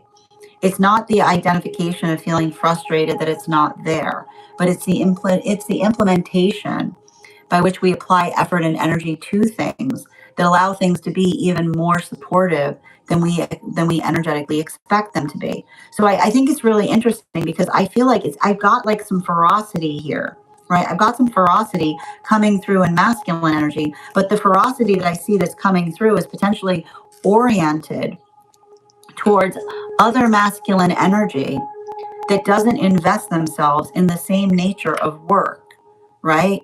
It's the energy that, like, I keep on hearing, it's like the healed masculine energy that gets frustrated in seeing other masculine energy that isn't looking to fix things so much as make things as comfortable for themselves as they possibly can, is what I keep on getting. Now, moving towards feminine energy, 3 cards for feminine, and we're going to be utilizing the Tarot del Fuego for feminine, please. 3 cards. We've got the Knight of Swords in its reversal, and this is very important because we also have the Knight of Swords in its upright here, along with the Four of Swords in its upright, and the Seven of Cups in its upright. So what do we effectively identify in relationality to those cards? What we're effectively identifying for a lot of the feminine energy right now is it's working into, I just keep on saying, for a lot of the feminine energy, it's working into conversations on what feel like collaborative processes. And the thing you have to identify or recognize, and I feel like this is really important for a lot of the feminine energy, the observation, I just keep on getting the observation of energy that builds into something that is supportive, that is based upon or built upon. I feel like the state or nature by which we try to address something, but we try to address something in a way by which one is trying to work on making something better, is what I keep on hearing. And it's interesting because for like a lot of the feminine energy, I just keep on hearing, like, better, not bitter is what I keep on getting, right? Like, better, not bitter. And the reason I keep on getting better, not bitter is because, when you're working on healing, right? Like the investiture of effort that one applies to doing something the best that one can. This is a lot of the feminine energy that's working into the resolution of outside energy that often, right, and you'll often see this, and like I like to point this out, healthy feminine energy can see when others are trying to make feminine bitter, right? Like there's something really remarkable about that. And I want to point this out. Like the reason it feels remarkable is because like pay extra attention, right? Like you pay extra attention to energy that goes, you should be bitter about that, right? Because there it is, right? Like that is the sound of someone trying to hand you a dagger, right? The sound of someone trying to hand you a dagger that they want you to stick in something, right? The sound of someone handing you a dagger on something that they hope for you to stick in something is the modality and the experience whereby which another person tries to articulate how one should feel about something, right? It's the modality. It's like like you should feel bitter about that is often the sound of someone saying like you should do something about it, but it's the observation of another person wanting you to do something that they're not inclined to do, but they're energetically encouraging you to effectively do. Right. And so I think that that's really important there because I just keep on seeing it almost feels to me like feminine energy being hyper aware of energy trying to encourage feminine on how they should feel about things. Right. Because when you see the tendency of trauma to try to shirk responsibility, right? When you see the tendency of trauma to try to shirk responsibility, then when somebody says to you, you should be really bitter about me, like, why are you trying to put feelings in my mouth? Right? Right? The modality by which another person tries to impress upon the self how how one should feel often clarifies to us the difference between energy that is directive versus energy that is actively listening, right? Because there's no relief to be found in energy trying to, I keep on hearing, in energy trying to push bitterness or energy that tries to move bitterness around is what I keep on seeing.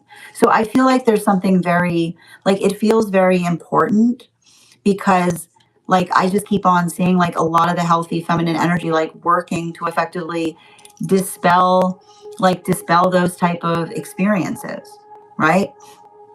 Because that's the shape and nature of the work that one is effectively like, and I keep on hearing nothing beautiful is created from a state of bitterness, right? Nothing beautiful is created from a state of bitterness, but the space by which we can effectively articulate, right? Like the space by which one is able to articulate experience and create something profound is the observation of basically saying to another, like, I too have tasted others' bitterness, right? Because it's the observation of understanding the lack of reason that often comes from those who carry bitterness everywhere. Because bitterness, and again, this is where it's coming through for non-binary energy. 3 cards for non-binary. We're going to be using the Golden Art Nouveau deck, please. Yeah, right. The Knight of Pentacles in its reversal, the Sun card, and the Four of Wands. When you recognize, right, when you recognize that all negative comes from bitterness, right? When you recognize that in every story, right, the unreasonable bitterness is what sets the template for everything going in a terrible way, then you understand that bitterness only brings bitterness, right? That if you when you work, like if you find yourself in a bitter battle, right? There's nothing more useless than a bitter battle. Because a bitter battle, right? What do you win? You get to be the bitter one, right? Like that's it. Like that's it. Like that's all you find. Like I feel like this is interesting because this is what's coming. Like all of the messages are unified here, right? Like why would you ever partake in a bitter battle? What is the reward? What is the reward for a bitter battle? Right? You get to hold the bitterness, right? You have the right to the bitterness. Congratulations. Right? Congratulations. Congratulations. You won the right to all the bitterness, right? When you see how absurd, a bitter battle is, why would you ever participate? When you see the absurdity in a bitter battle, why would you ever participate? Because a bitter battle, right? Even when you win a bitter battle, right? When you win a bitter battle, your only reward is that you feel the right to carry the bitterness, right? Like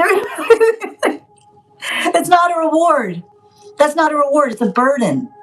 And so when you recognize that the only reward for a bitter battle is that you get the right to carry the bitterness, then you don't it says it's a conversation that says not all battles, right? Not all battles are worth having because it's the observation of understanding what elevates instead of burdens.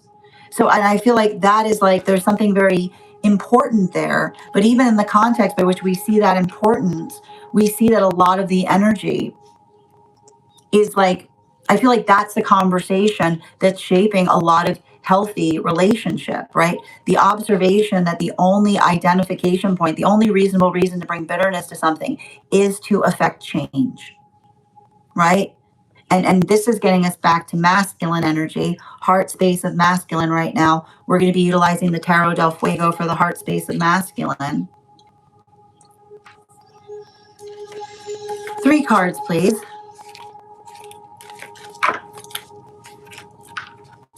We've got the Knight of Wands in its upright, the 6 of Swords in its upright, and the 5 of Wands in its reversal. So what are we identifying in relationality to those 3 cards? That this says to me, what we see with the Knight of Wands, and I need to point out, there's a lot of Knight cards right now that are in the masculine energy. And you have to understand, the Knight cards are often the cards that we see that move things forward, right?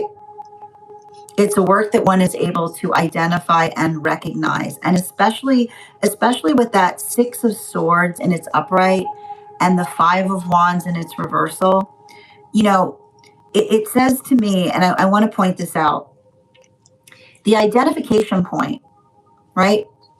The identification point of a trauma environment, right?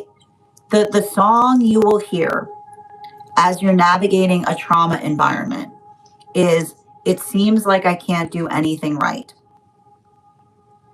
Right?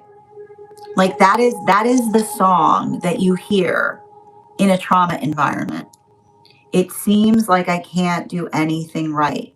The modality by which, when we care about each other, we give each other, right? We give each other clear instructions. We give each other the things we need to energetically get there. And when we don't feel, right? When we don't feel energetically clear, we often feel insecurity, because the insecurity that effectively arises has to do with how easy it can be to be able to communicate and to do things clearly. However, you often navigate and understand that trauma environments curate absurdity, right? They work into the unreasonableness of navigating circumstances or experiences. So I feel like it's interesting because, for a lot of the masculine energy, working through circumstances or situations, building into, right, taking practical approaches to things. I feel like it's interesting because I feel like there's a lot of masculine energy that are taking practical approaches to healing their heart space, right? And the thing about it, and this is often what we see, right? This is often what we see when we got Jupiter and Venus in Cancer with Mercury, is being able to understand, right, that the shape and nature, that when we are working when we're working to heal each other, right, we give each other everything that we need, right? We give each other everything that we need to do everything that we can most effectively. And working through, right, working through those circumstances or experiences, the observation of identifying and recognizing the full breadth, right? The full breadth of that. I feel like it's interesting because it's masculine taking pragmatic approaches to their own healing journey, right? It's the energy that's potentially identifying what one needs to fix or change, but also understanding and identifying the value and power, right? The value and power of being in the presence of those, right? Being in the presence of those who are mutually invested, right? The mutual investiture in building into that healing journey. Because, and this is the thing about it, like we always talk about this, you can't heal in a trauma environment. If you try to bring healing to a trauma environment, you will seem like you are the absurd one, right? You will seem like you are the unreasonable one. So often the first way to heal from a trauma environment is recognizing that you're in one, right? The first thing to do to heal from a trauma environment is recognizing that you're in one, because then, right, that ability of potentially removing yourself from it is how you effectively work through it. So I feel like it's interesting because like it feels almost like a lot of the masculine energy going through a lot of that heart clearing to a certain extent. And in the space by which they're working through the heart clearing, it's also I keep on getting, it's the observation or the understanding of being able to identify. And this is immediately, like if you want to figure out if you're in a trauma environment, bring a clear solution to a trauma environment and see what happens, right? Because if something defies logic, then like that's all you need to see.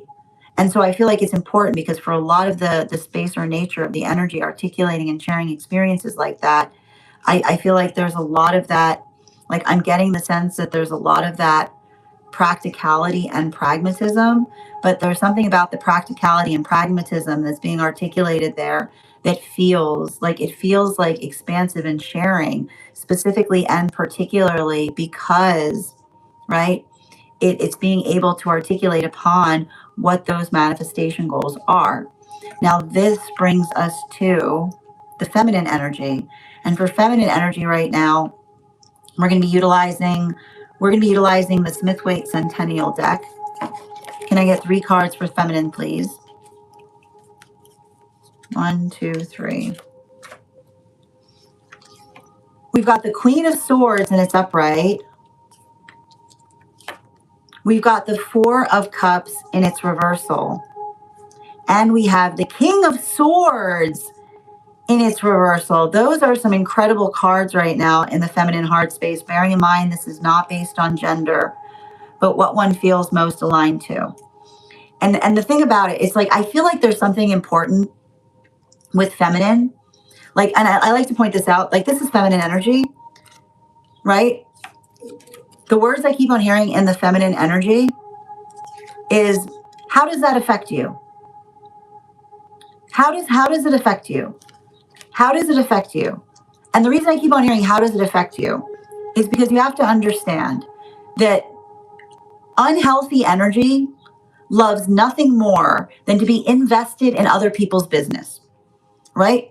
There is the most unhealthy energy. There's the most unhealthy energy you've ever seen. There's the most unhealthy energy that you've ever witnessed. And what is the unhealthy energy doing? Being deeply, deeply invested in other people's business, right?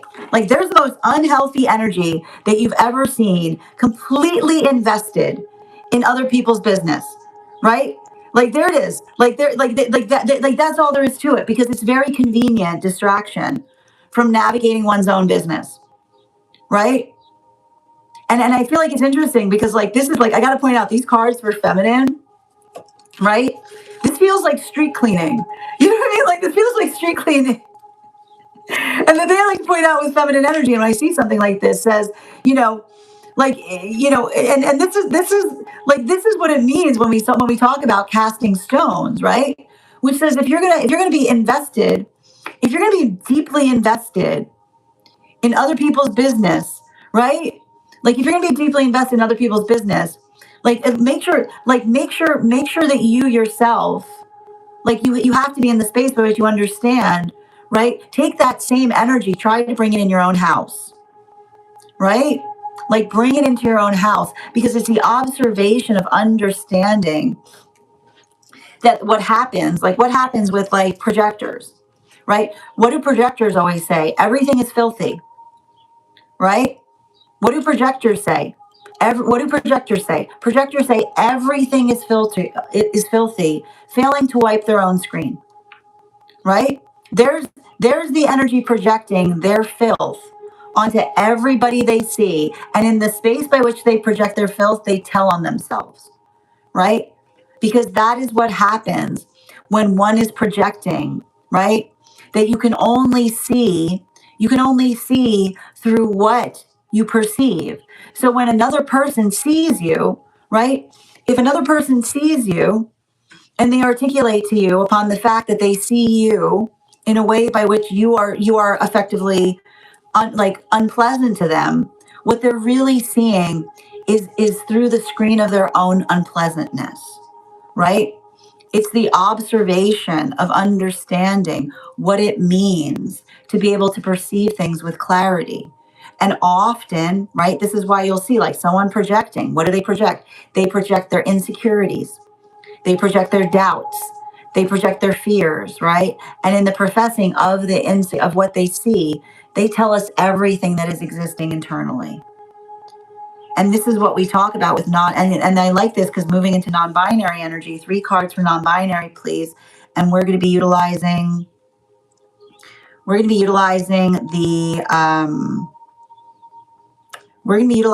the Tarot del Fuego right now for the heart space of non-binary. Yeah, 5 of Pentacles in its reversal. The Lover's card in its reversal. The 5 of Swords in its reversal. Heavy on the 5s right now. And so what are we seeing? That's a lot of 5 energy, right? That's a lot of 5 energy that we're identifying in the heart space of non-binary. And the 5 of Pentacles and the 5 of Swords in its reversal with the Lover's card in reverse between can talk to us, right? That the presence of, and this is often the space by which you see others' insecurity that is projected upon the self based upon energetic confusion as it relates to the intention of direction, right? And the space by which we work through, right? The observation of working through another's confusion, right? The space by which we find ourselves working through others' confusion is often the understanding the understanding of navigating another's insecurity, right? And I keep on saying it has to do with the realm of belief, right? And the thing you have to understand is the observation or the recognition of facilitating upon the recognition of another's lived experiences, right? All of our lived experiences are energetically precious, and we do not need to embody an experience in order to understand, in order to have empathy for it, right? We don't need to embody an experience to have empathy for it. But there you'll see, right? There you'll see what is often the shape or nature of identifying a trauma experience. It's the space by which you try to bring a lived experience to a trauma environment, and another person tries to negate the lived experience, right? The capacity by which the observation of someone who is so energetically insecure in their own experience that they feel that they must fortify their experience by energetically negating another's lived experience. We understand that that is usually someone who has, like somebody who has no satisfaction, or someone who has no sense of purpose, because the space by which we work towards our purpose allows us to be able to perceive what our energetic intentions are, right? But what often happens with someone who lacks purpose, the ego that becomes hyper defensive, right? The ego that becomes hyper defensive and sees everything as slight to it. So we see that for a lot of the energy facilitating upon experiences like that, I feel like they're getting better at holding themselves very gently. And what do we mean by the fact that they're getting better at holding themselves very gently? It says to me like there's almost that conservation of energy that they're bringing back to themselves. And there's something about the conservation of energy I see that they're bringing back to themselves is allowing them to effectively do something, right? To do something in a way that's better than they energetically imagined in the first place, or working into something. And this is what's beautiful. Like, this is what's incredible about having a good manifestation goal, right? Because, and I like to point this out, healthy manifestation goals, right? Like, much like trees, they build upon themselves, they branch out. We move towards, like, the ultimate sign of moving towards a manifestation goal that's right for the self is seeing more possibilities there, right? Because it's the understanding of the work that we do that helps us perceive and work through something in a way that's even better than what we energetically found. It's like it's that arrival point and that destination that continues to flourish. And this is why we talk about the fact that it's very important that you don't move towards manifestation goals expecting it to change how you feel about yourself, right? Because, like, if you're not satisfied with yourself and you say to yourself, oh, well, if I get to that manifestation goal, right, I'm going to feel completely different, right? Like, it's the same person moving on the mountain, right? It's the same person that we're perceiving.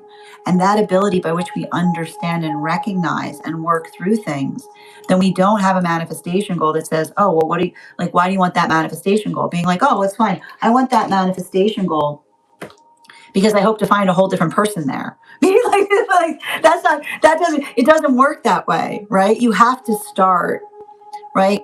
You have to start with loving yourself, right? And a good manifestation goal allows us to love ourselves more and more and more, because what's beautiful about that is the manifestation goal that's mutually shared, right, is the observation of being able to identify and recognize all of the energy around us that allows us to build preciously, right? It's the preciousness. It's the preciousness that we bring into experiences. It's the evolution point. It's the growth potential. So I feel like there's something very beautiful about that, because there's something profoundly cumulative.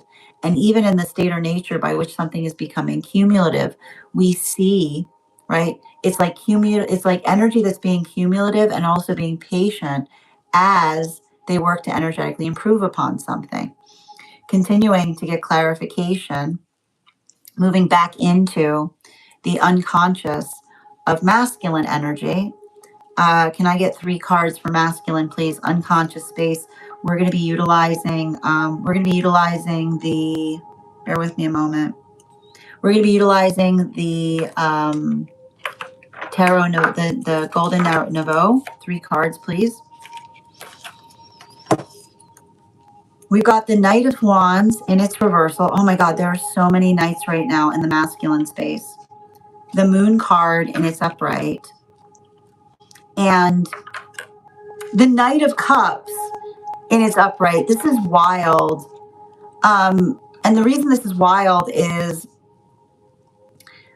we've got Knight of Wands in its reversal, Knight of Cups in its upright, Knight of Swords in its upright, and Knight of Pentacles. So I just want to point out, in today's read, we have all of the knights.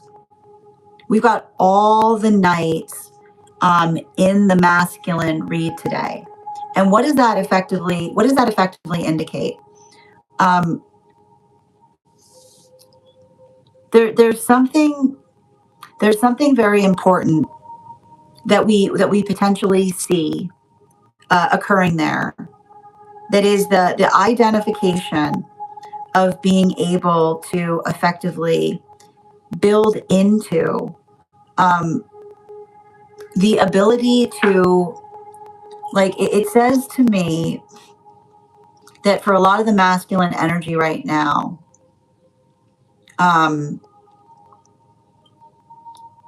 it's like, and this is what we get. This is like what we get with Jupiter. Like, this is what we get with Jupiter and Venus in Cancer, with Mercury there as well. It's helping us understand, right? It's the observation of being able to not only see ourselves, but knowing who we are, right? And that's the most beautiful. Like, you have to understand, like, the most sacred journey, right? The most sacred journey that one can embark upon in this experience is the journey of self-discovery. And the reason we identify the sacredness of the journey of self-discovery is it's not easy, right? It's not for the weak. It's not for the meek, right? Because it requires us to identify and work through difficult energetic choices. But even in the space by which we work through choices, we're able to effectively identify and learn and grow more.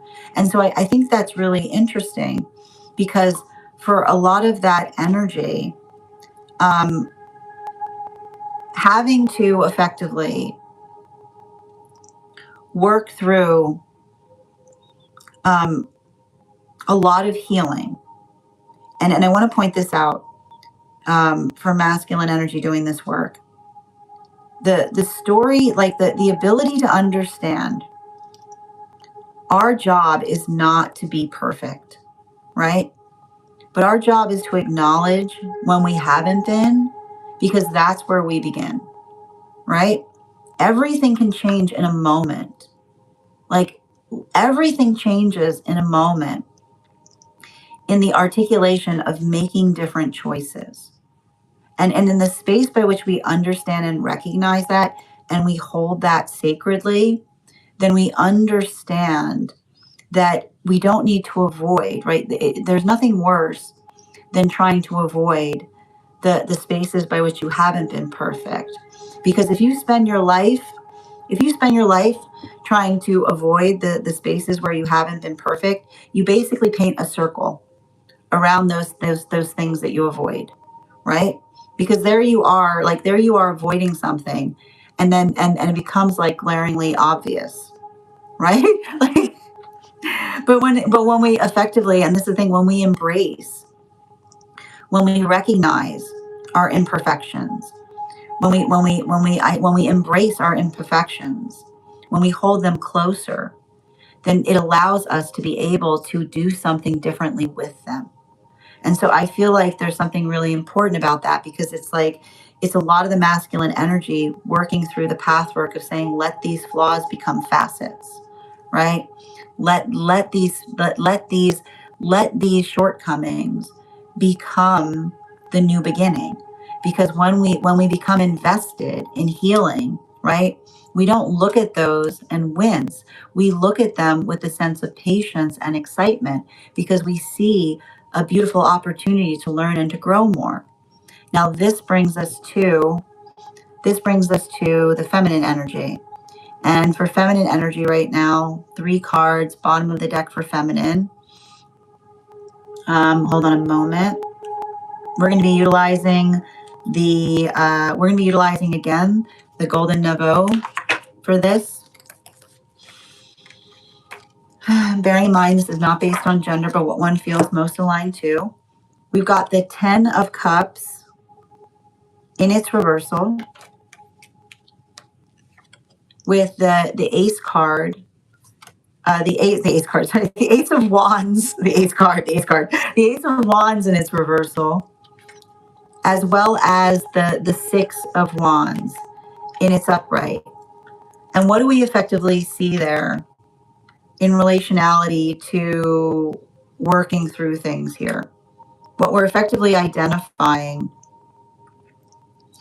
with a lot of that energy is potentially working through circumstances or experiences by which I just keep on and here's the thing about it. I feel like for a lot of the feminine energy, the ability to effectively it says to me, like, for feminine energy, the ability to effectively work perpetually, like, all one can do is work perpetually on moving things into a blessed state, right? And what do we see here? When feminine energy is working optimally, feminine energy is like laying hands on everything. And in the space by which feminine energy lays hands on things, they're perpetually putting things in blessed states, right? Because it's the ability by which we understand, right? The ability by which one understands that when you look at the world, like when you look at the world with all of its problems, and then when you think about it as in the context of laying hands, then when you see something that isn't ideal, right? You don't get angry about it, right? You say to yourself, how can I move this into a blessed state? How can I move this into a blessed state? Because that ability of effectively like the beautiful thing with blessing is that you never run out of blessing, right? Like when you're constantly working to put things in blessed state, then that is literally you being the force of compassion in the world around you. And that doesn't mean, here's the thing about it, right? That doesn't mean that you do everything the same way, right? The observation or the condition by which one effectively navigates how to put something in a blessed state is one that is often arrived to via looking at situations and saying, what does this need? Right? Like, what is it missing? What does it need? And there it is. Like that is often, right? I feel like that is feminine that works to heal, because that doesn't mean that feminine needs to work themselves into a space of perpetual exhaustion, but the modality by which one is able to look at satisfaction, right? Looking at satisfaction after a day, right? And being like, what did you do all day? Oh my gosh, I've been exhausted. What have you been doing? I've been blessing everything. I've been blessing everything. Right? It doesn't mean that you necessarily completed everything, but the fact by which you can say to yourself, everything my hands touched today, right? Everything my hands touched today, I did my best, right? I did my best to try to bring that blessing there. And that is if can you imagine? Could you imagine what the world would be? Could you imagine what type of world we would have if we all saw things that way, right? If we all saw that as our manifestation goal. And so I feel like for a lot of the feminine energy, that does not require the self to have to be in a space by which you're constantly doing everything, but the space by which you're doing your best to multiply those blessings, both for yourself and everything, right? Everything in your capacity to do so with. So I feel like that's a lot of the healing that I see there that's occurring, and even in the space by which it's happening. And again, I like to point out, when you're working in that way and others get upset about it, right? Like it almost says, like, you can't please, you can't, like, some people can't be satisfied. Like some people, and this is bringing us into the non-binary energy. 3 cards for non-binary. Speaking of speaking of energy that can't be satisfied, can I get 3 cards, please? 3 cards. Yep.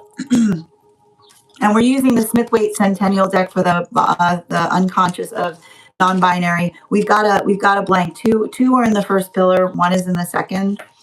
So we've got the Devil card in its upright. Speaking of which, yeah, there it is. The Eight of Swords in its upright, right? And the King of Pentacles. There is nothing worse. You want to get sick real fast? You want to get sick real fast? Try people pleasing. Okay. Because you have to understand, okay, you have to, like, when you understand, like, listen, you want to see how you get exhausted real quick? When you understand the nature of trauma is never to be satisfied, right? When you understand the nature of trauma is never to be satisfied, and then you add people pleasing to the mix, prepare to be sick, right? Because there it is. Like there's the trauma machine, right? There's the lack of satisfaction to be found without a clear manifestation goal. And then you add some people pleasing to the mix. So you create the people pleasing, and then you create the space by which another person's not satisfied. And there's the perpetual motion machine of misery, right? Observe the perpetual motion machine of misery that is the combination force of a trauma environment, which is an inability of anything to be good enough, with the addition of adding people pleasing to the mix. So then you've got energy that's working what do you have there? It's a misery machine. That's a machine of misery, because you've got the space by which another person is doing everything to please in an environment that is built to be unpleasable, right? It's a miserable machine that is created when those factors combine. And once one perceives it, right? And here's the thing about it, and I feel like this is a lot of the non-binary energy getting, like, having done the work to facilitate observing miserable machines or moving away from trauma. Because when you observe that and you're like, I choose not to engage with a misery machine, boy, get ready for people to be really upset.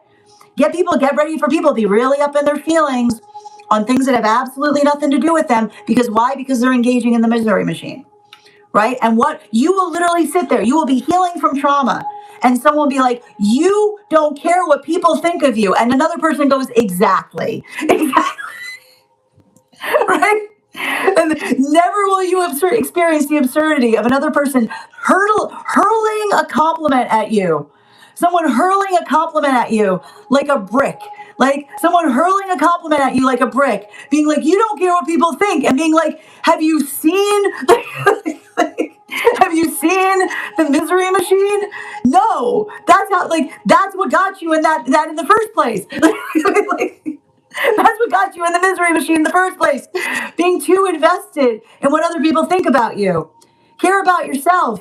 Care about what your higher self thinks about you. Care about what the people ahead of you think of you. Care about what people 10 years from now think about you. Don't care about, but when you see other people, you cannot care about what people think until you navigate the quality by which they're thinking about you. Because if somebody sees you, right, if someone sees you as a means to their end, right, then it's actually really good for you not to care what people think. Because someone will be like, you're not being a means to my end effectively. You're not being a means to my end effectively. So that observation, it's literally, I see energy, literally, this is what, like, that's what this type of energy is. Someone being like, you don't care what people think. And someone being like, you're getting so close. You're so close. You're so close. Like, just, come on, you can do it. You can do it. Come on, I believe in you. It's just the energy is sitting there being like, come on, get the gear going. Get the gear going. Like, any minute now. Like, get the sound of the gears. Come on, just move them through. And it's like that. Like that. It's all I can do. Right? It's exhausting. It's exhausting navigating others' absurdity. Because here's the thing about it: those who are trauma informed, right? The difference between the difference between being trauma informed, right? Everybody's traumatized. The question is how much information you've derived from the trauma, right? And being trauma informed is the space by which you say, like, I'm aware of how trauma moves, right? And here's the thing about it: you don't avoid that work, right? When you've experienced it, you get deeply invested in understanding it so that you can avoid it even further, right? So you can effectively change it into something healthy. So I feel like for a lot of the energy doing that work, it's not easy, but I feel like the energy says it's not supposed to be easy because it's necessary, right? It's not supposed to be easy because it's necessary. Bottom of the deck, back to masculine. Masculine, we're going to be utilizing the Smith-Waite Centennial deck, bottom of the deck for masculine. Oh my God, King of Wands. And I gotta stress, this is wild. This, if you are a tarot nerd, go ahead and look at the spread today, because with this King of Wands energy, and this is the thing about it,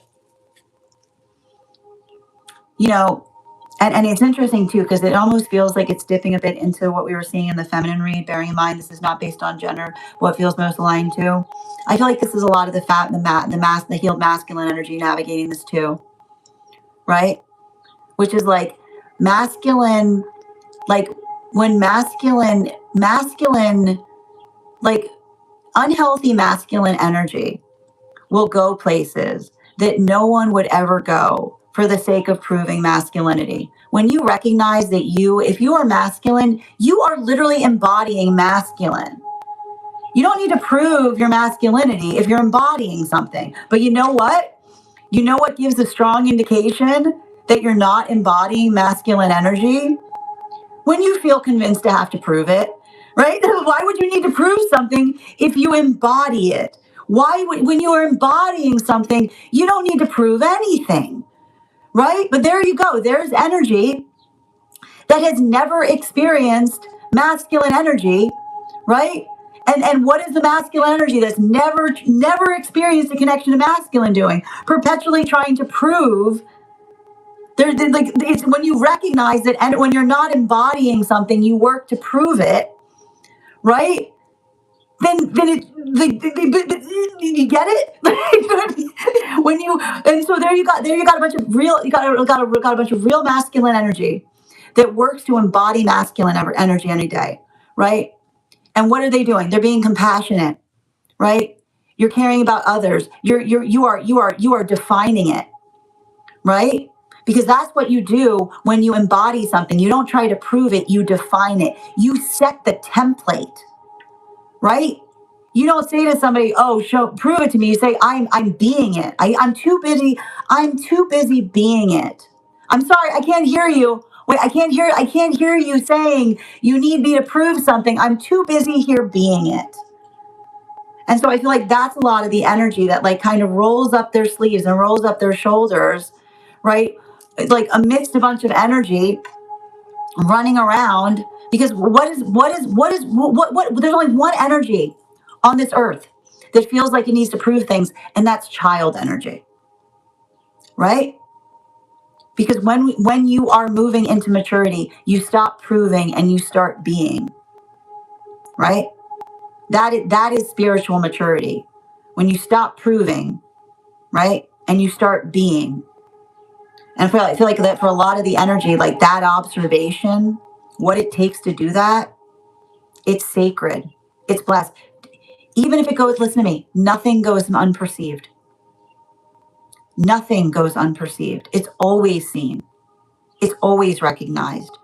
Even if, and when it's not celebrated, it's even more celebrated in spirit. Never, spirit never misses a beat. Spirit never misses a beat. Feminine, 3 cards for feminine. I mean, we already got a lot of cards for feminine. We're fine. Bottom of the deck for feminine, 10 of Pentacles, and it's upright, right? And I got to point this out. We got a lot of 10 cards for feminine right now. And feminine energy, I need to point this out. The sound of feminine energy protecting feminine energy. There is nothing more beautiful, right?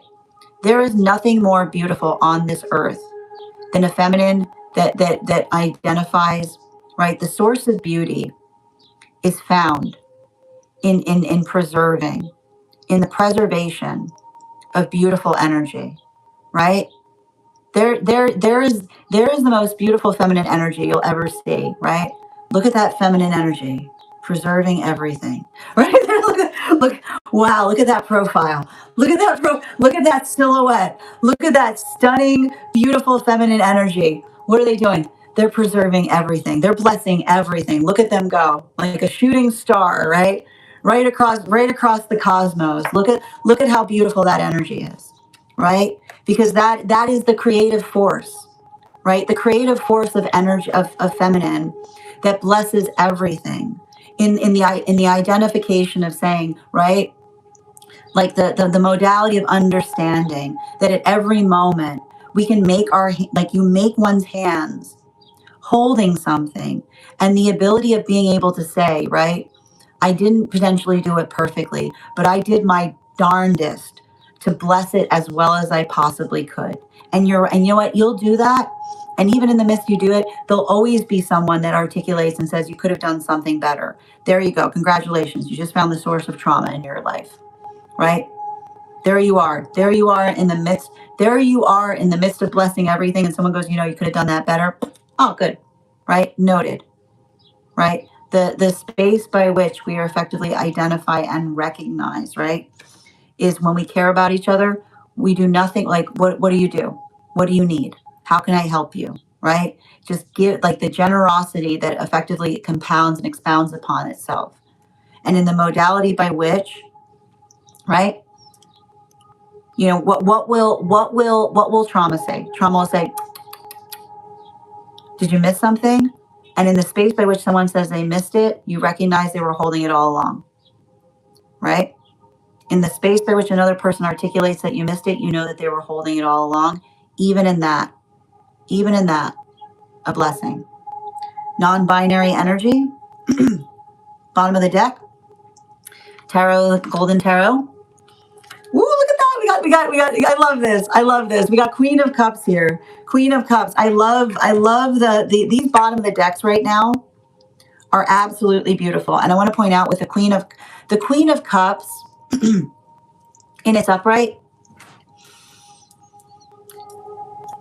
and I like to point this out, when you love yourself, right? When you love yourself, then the ability to see others, and I know it sounds crazy, there will literally be people you meet who are upset at you for loving yourself. I know it sounds crazy. But it's a crazy world. There's like literally, why do you not like that person? They love themselves too much. What is wrong with you? What is wrong with you? It's okay. It's okay to care about yourself so long as that care is reciprocal, right? It's okay to hold yourself preciously so long as, right?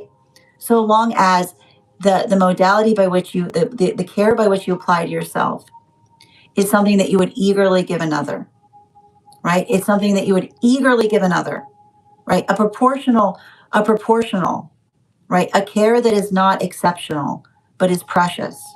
And what is the difference between an exceptional level of care versus a precious level of care?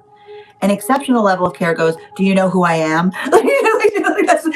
That's exceptional. Being like, I'm special, right? That's an exceptional, that is an exceptional level of care is not okay, right? Because the minute you start going, I'm special, then what are you saying? Nobody else is special? What is wrong with you? Who raised you? Who raised you? You're precious. You're precious. You're unique. There's nobody on this earth that has ever been here that is exactly like you. And when we recognize that every single person you ever meet is the most precious version of themselves that has ever existed or will ever exist, right? Then you get deeply invested in that experience. You get deeply invested in terms of allowing others. What does it hurt? What does it hurt to allow another person their precious experience? How does it hurt you to deny another person their precious experience unless, and if the answer is nothing, then what is hurting you? If seeing another person fully invested in the precious experience of their life bothers you, what does that say about the quality and condition by which you yourself are experiencing it? Don't get angry. Answer the call. And I feel like that is the energy that is effectively applying in terms of the conversations that they're having or what they're experiencing, right? Having to go through the absurdity of another person trying to throw shade or hurt on you simply for the act of trying to be fully invested in one's precious experience. It's not exclusive. Everyone can have it.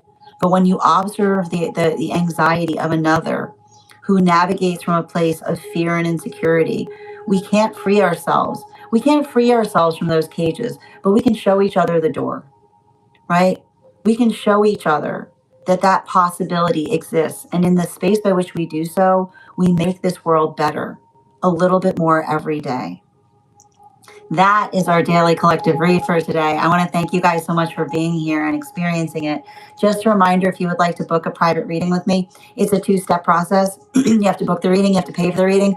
Please make sure you do both if you'd like to have that reading. Most importantly, please remember that I will never, ever, ever, ever, ever, ever, ever, ever, ever, ever, ever reach out to you for a private reading. I will never DM you. I will never PM you. I will never slide into your inbox and tell you that I have a very important message that only I can deliver. The only way you can book a reading with me is if you book one on my site. So I'd encourage you to do it there. A couple of updates before we move into personal readings today. First and foremost, thank you to everyone who attended our recent class on the Court of Pentacles. Our next class will be held on Thursday, June 18th at 5:30 p.m. PST, 8:30 p.m. Eastern. We will be continuing our studies into the tarot with a focus on the Ace cards. If you would like to become a part of that tarot class program, all you need to do is head on over to my stack and become a paid subscriber. Your paid subscription to my stack is your ticket of entry into our live classes each and every month. You will also, as a paid monthly subscriber, have access to over 9 hours worth of material in the Tarot Church Library class archive. Now, it's not necessary to catch up. I'll do my best to give you an update on everything we've studied prior to beginning the next class. It's a great time to join, though, if you'd like to join. You'll also have access to a one-on-one chat with me and the other students to ask any questions they may have in relation to anything we've learned and studied thus far. And if you become a founding member, not only will you receive a discount on the full year's worth of classes, you'll also have access to over 20 hours worth of material in the Tarot Church Library class archive, as well as the opportunity of receiving a complimentary one-on-one mentorship class with me, where I will meet with you personally to assess where you are on your own personal tarot journey and give you the best insights in terms of how to utilize those classes to the best of your advantage moving towards your tarot goals going forward. One of the things I tried to do in these classes was make them accessible to the absolute novice tarot reader as well as the seasoned reader. There's definitely something there for everyone. Don't let your lack of experience or your robust experience prevent you from joining us in these classes. And even if you don't become a paid subscriber to my stack, I would encourage you to follow me there to stay up to date on any new offerings or services. I also post my weekly newsletters there, which will let you know about my in-person events, as well as my online live schedule and my mystic meditation articles, which will give you updates on what we've been seeing energetically in the cards based on the lunation cycles. I just wrote one recently on this full moon that we've navigated. I'll be having one out shortly on the new moon we've got coming up. Finally, I want to let you guys know that on top of my standard life path readings, I also offer mentorship classes. These are for any of my students seeking a more personalized educational experience with me. I take a very limited number of students for this reason, as those classes are focused on each individual's personal spiritual goals and journey work. Those classes can be purchased on an individual level or as a monthly class series, weekly or bi-weekly, as your schedule permits. Also, for my students that are seeking more consistent weekly tarot support, I'm very happy to offer weekly tarot insight packages. That is a package of 4 30-minute reads, again, weekly or bi-weekly, as your schedule permits, so that you can stay more consistent on your personal journey. at a discounted rate, as well as my dream interpretation readings, which you can purchase per dream or as a series. If you purchase a series, I would encourage you to start to keep a dream journal, as we will meet weekly or bi-weekly with that journal and utilize the tarot to understand the key themes and messages coming towards you in the dream space. I want to thank you guys so much for being here today and sharing in these messages, and we will do this again tomorrow. That is our daily collective read. We are going to get started on personal readings. Congratulations, Nicole. You got our highest gifter. Thank you so much for those beautiful gifts. And Bridget, you came in second, so you will have an additional card in your reading. The list is closed today, but if you would like to get on the list for tomorrow, you will be the first person read for. You'll also have an additional card in your, you'll also have priority, which means you'll be read for before, you will be read for before we start the daily collective. I am going to take a moment to read over some of the comments that came through as I was reading.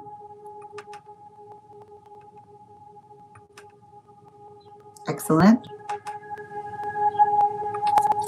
And thank you so much. And just a reminder as well, hold on a minute.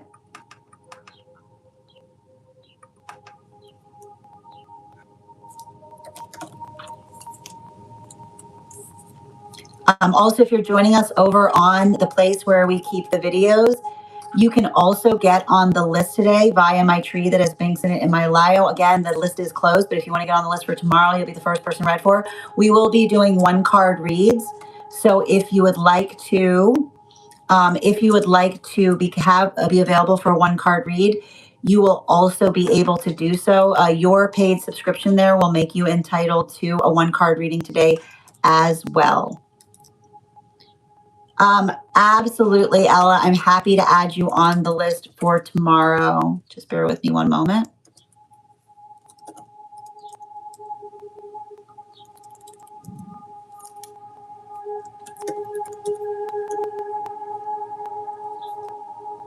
One second, please.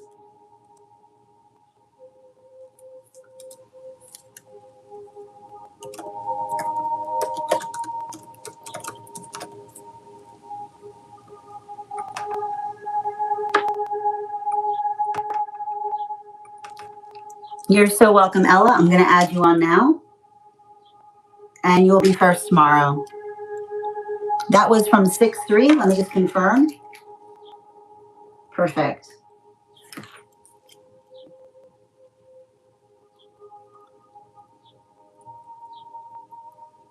And thank you so much, dear.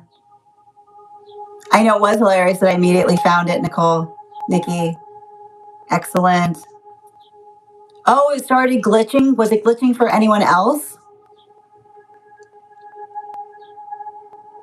Hi there, Agri. The list is closed today, but if you want to get on the list for tomorrow, you'll be the first person read for. You'll also have a priority, which means you'll be read for before we start the daily collective. Thank you for the follow, dear. Absolutely. You're so welcome. And thank you for those heart knees, Hannah. The last time I was on, I said Blackbird, but couldn't type. No problem, Lisa. Yep. Thank you so much, Nicole, for receiving these messages. Yeah, which deck, Mandy, which deck are you talking about? Mandy, if you send me a private message, I'll be happy to send you the information on the deck. Yeah, just message me privately and I'll give you the details on it. Thank you for the help, Nicole. I appreciate you. And Sadie, thank you for the follow. Thank you for the help, Nicole. Absolutely. We haven't done one cards yet, Ruby. In my home, oh my gosh, it's beautiful. In your hometown, there was an older man who would walk around downtown and bless all the buildings. That's absolutely beautiful. Yep. Excellent. Excellent. So right. Yeah, misery machine. I think it's like the number of gifts or likes. Oh, that's wild, Nicole. You said your card today was the hawk, and yesterday you saw hawks and then clock 333. Tap to claim. Yeah, the misery machine loves to recruit. Oh, I'm glad I'm cracking you up today, Addie. Good to see you. And thank you for reposting, Penny. How you doing today, Cosmic Tea? Excellent. Oh, I know. I love that baby dragon. I hadn't seen that one before. It's so cute. Oh, I do all your lives are amazing, but this one's extra amazing. I'm so glad you feel that way, Ella. Thank you for being here and receiving it. Yeah, it triggers people. Someone who demonstrates self-love can be a major trigger for those who need healing. Tap to claim it, Annie. You're so welcome, dear. I was in and out. I'm going to have to hear everything again. No problem, Ivana. You know, if you missed any of it, it'll be up on the stack, and it's over on the place where we keep the videos. No, you didn't miss the personal readings, Yaz. I will read the list. It was glitching. Okay, again, I apologize if there were any glitches that occurred. If you guys could let me, whenever that's happening, if you guys could report it to the app, that's always really helpful. I would also encourage you, this is why we stream across other different platforms. In the event that that occurs, you can always find me right now over either on Stack during the Daily Collective or over on the place where we keep the videos. And just reading over the place where we keep the videos right now.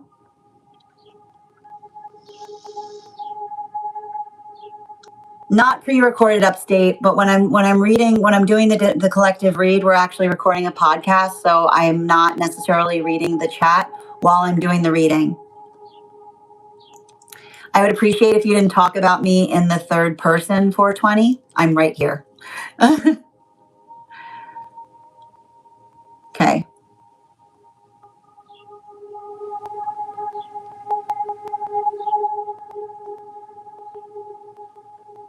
Okay. Oh, you're great too. Welcome to the club, James. Yep. Hold on a minute. Again, I apologize to those. I apologize for the hate speech that we're finding over on the place where we keep the videos. I got to be honest, I'm really surprised that the app allows it. Apologies for those who experienced it. Okay. Thank you so much, Paul. Excellent. All right, let's get to it. Oh, thank you, Phoenix. I appreciate that. Okay, it was a quick glitch. That's good to hear. All right, we're going to get started on personal readings. The first person we're going to be reading for right now is going to be, we've got Bookcase. Bookcase, if you're here, can you respond in all caps? Let me know if you'd like a general reading or if you have a specific question you'd like me to answer. And if anybody else would care to get on the list right now, the list is closed, but if you get on the list, you'll be the first person read for, you'll be the second person read for tomorrow. Excellent.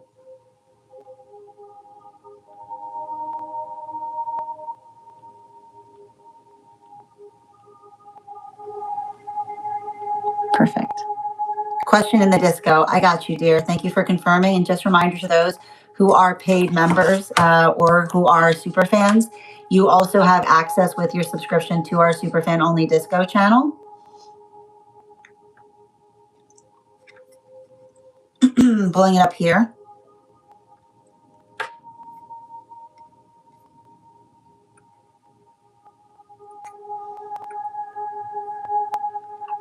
Okay.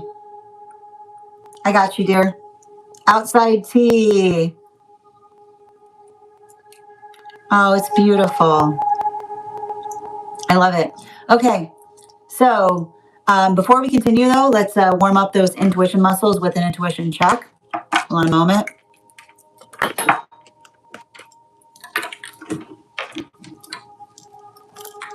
I've got the animal oracle cards here. We're going to count back from 10. And when we get to 1, I'll reveal the card. 10, 9, 8, 7, 6, 5, 4, 3, 2, 1. We got the blackbird. We'll do it again after the next reading. Okay. Today is a big day For my queer found family, one of my babies has just made a big brave move towards independence. I'm looking for a reading on found family at large and specific guidance for my baby as she starts to forge her own path. Can I please get, first of all, congratulations. Second of all, can I please get 4 cards, please? 2 more. Thank you. I'm also going to pin up Addie here. Guys, make sure to give Addie some love. And 1 more, please.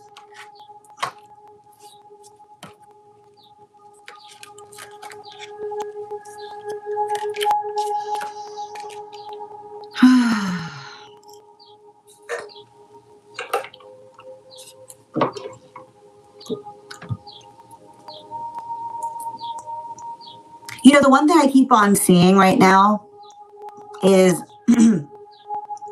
recognizing and understanding that someone has taken a big leap forward here. Like there's a big leap energy. And what's hard about it, I feel like something I'm seeing here that might be hard to navigate is the fact that I see them in a situation of recognizing how it's effectively changing the energetic environment surrounding the self is what I keep on getting. And I feel like it's interesting because I feel like I see somebody like fully ready. Like it feels like there's something about them being energetically prepared or identifying the logical direction or the way a conversation is going. I almost identify someone here who's been like having some conversation in their head for quite some time, right? Like I literally, I've got somebody who's like working through something on repeat. And a lot of that work that I'm potentially seeing or identifying there, it's articulating to me that, you know, what's difficult about it, like I see somebody who's almost like moved into a surreal environment and having to navigate the surrealness is potentially like, are they thinking about moving is what I'm seeing? Because I have to point out there's like the best way I can describe it is I feel like it's put pressure on relationships that they knew were ending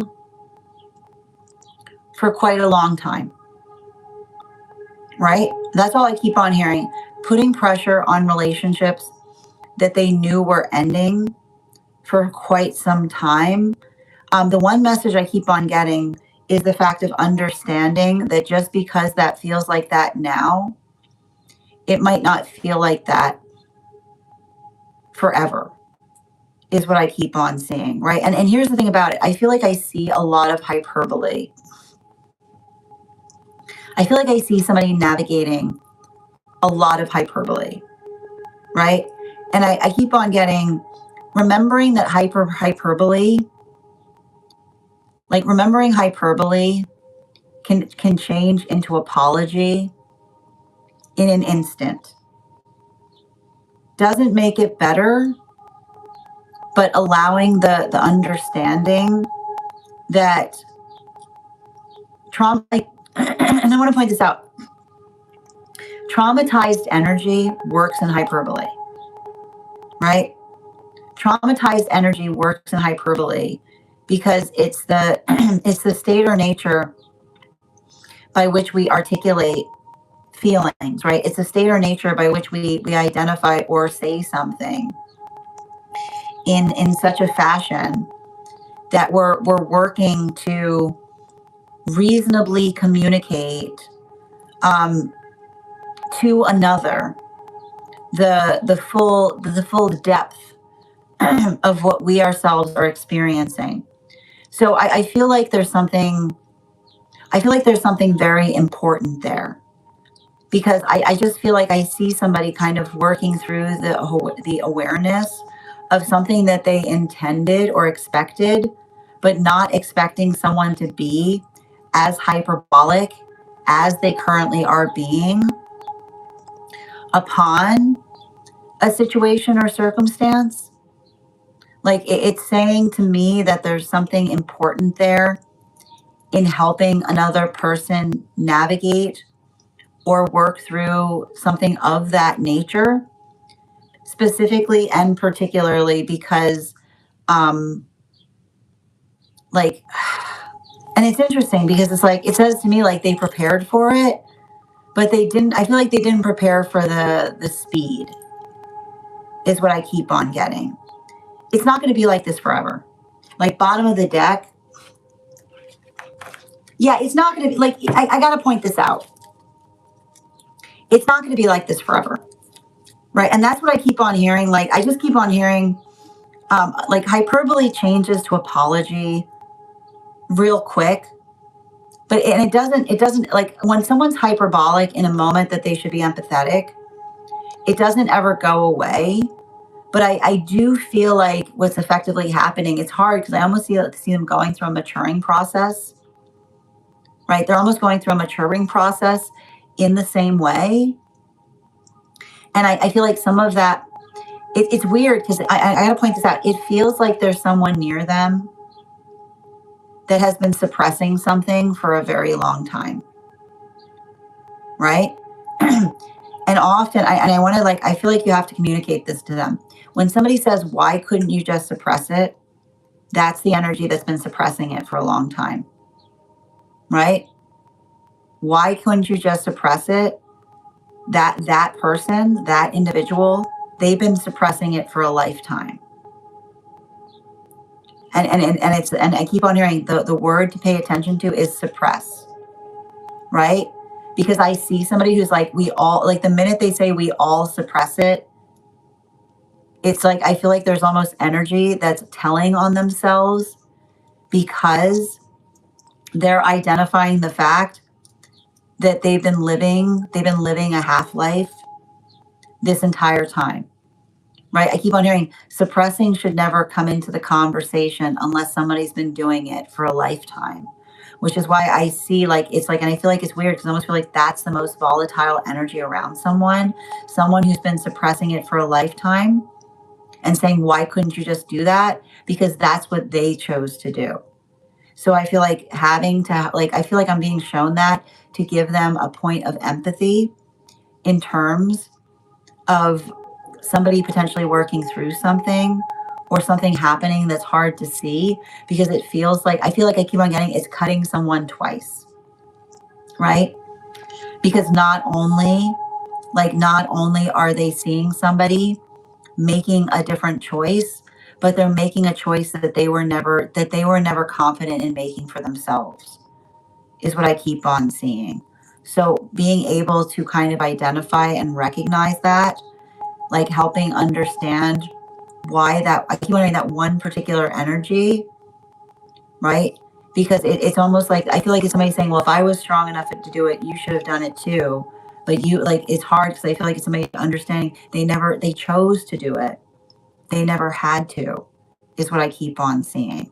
Right? It's like it's hurting them more because it's making them keenly aware of the fact that they chose to energetically suppress something, is what I keep on seeing.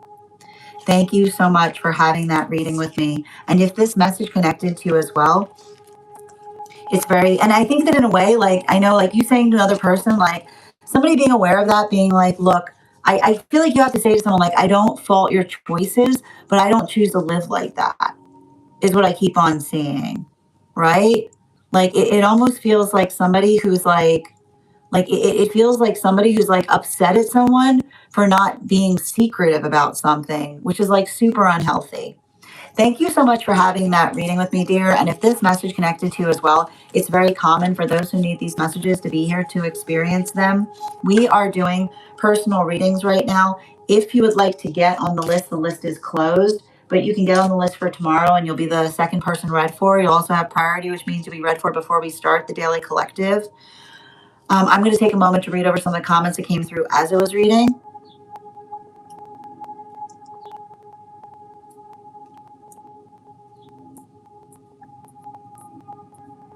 No, you did you get, yes, were you on the list for a personal?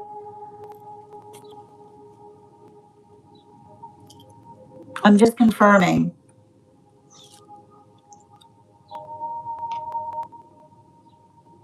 Yeah, I'm going to read the list now. Oh, you did. Okay, I didn't see you getting on the list. Can you let me know where you sent the donation, just the initial, and I'll confirm? Excellent. Thank you. And the next person we're reading for today is Hannah. Thank you, dear. Hannah, if you're here, can you respond in all caps? Let me know if you would like a general reading or if you have a specific question you'd like me to answer.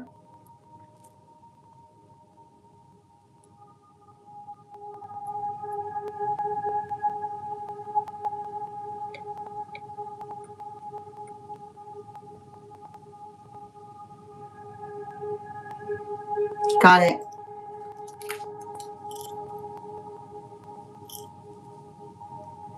Excellent. Thank you. And again, the list is closed, friends. So if anyone gets on the list right now, you'll be the second person read for tomorrow. Excellent. All right. Thank you for confirming that was what was happening, Addie, and sending you so much support on that journey. She just left home. Thank you for showing me what I was seeing with the location. Okay, perfect. All right, if Hannah's not here, the next person we're reading for today, yeah, I mean, I was going to say that because I am running a little short on time today. I've got a hard stop in about half an hour. So if you're comfortable with being moved to tomorrow, I'm happy to give you an extra card in your reading as well. Okay, I appreciate that, Yaz. Thank you. All right, I've got you added to tomorrow, and I'm giving you an extra card as well. And you'll have priority. Appreciate that. Okay, if Hannah's not here, we're moving on to... Oh, we're moving yours to tomorrow too. I appreciate that as well, Nicole. Thank you. I'll do so. Do you want me to add you to the list? I'll add you on as now. All right, Nicole, I have you third tomorrow with priority. The next person we're reading for right now is, I appreciate you, Yaz. Thank you. The next person we're reading for right now is, we're reading for Bianca. Bianca, if you're here, can you respond in all caps? Let me know if you'd like a general reading or if you have a specific question you'd like me to answer. And just reading over the comments over on the place where we keep the videos.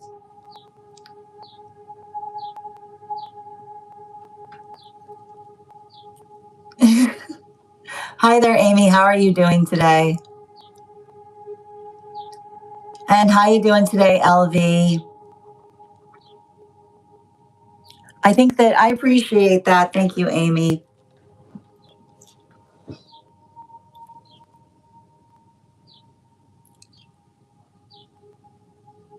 Hold on a moment. I've got a very simple rule here, Travis, which is you have to be kind. And that kindness extends both to those who are in the chat as well as my own person. I think the better question you need to ask yourself is what gives you any impression that I'm doing anything meant to appeal to you? Both in the way I carry myself and the way I convey myself, others don't exist for your appealment. And I think that your ability to understand and recognize that is invaluable because it's going to deeply help heal the relationships that you're currently experiencing or you've experienced in the past. Others don't exist to be appealing to you. And I hope you find a better day than the one that you found here.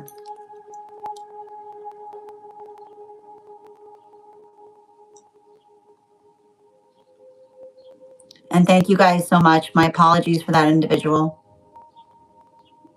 All right, let's get to it. Excellent. And thank you, Minnie, for letting me know where you sent the message. I'm going to pull it up now. Guys, just remember, if you have information that's relevant for the purposes of our read, you can include it in the notes when you send the donation, or you can post it in our subscriber only Disco channel in the appropriate channels. Okay. Is this inside tea or outside tea? Oh, it's inside. Thank you. Just bear with me, friends. I need to read this over. And as I do, I'm going to give you guys a hearth warmer, something to discuss as I read over.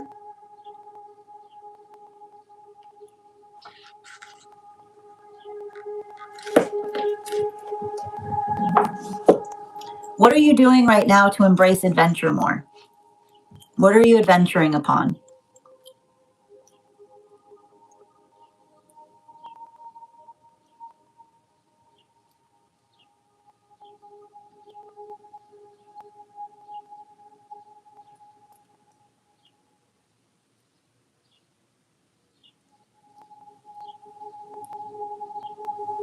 Mm.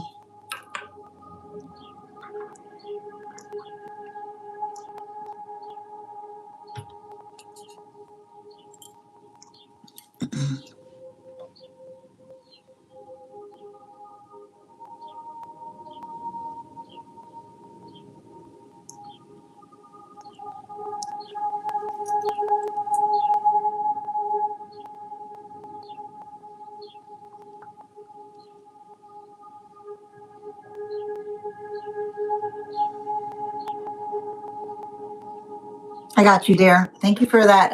Thank you for all of the insight and relationality to what you're going through. I love that, Minnie. And before we continue with Minnie's read, let's warm up those intuition muscles with an intuition check. I've got the animal oracle cards here. We're going to count back from 10, and when we get to 1, I'll reveal the card. 10, 9, 8, 7, 6, 5, 4, 3, 2, 1. We got the horse. We'll do that again after the next reading.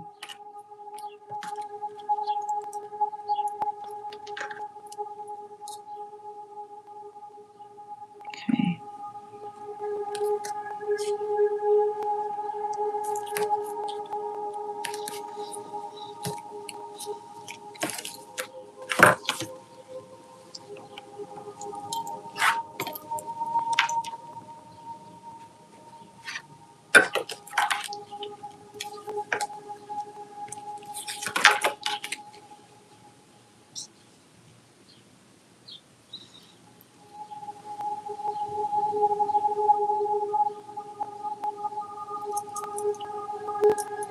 You know, it's interesting because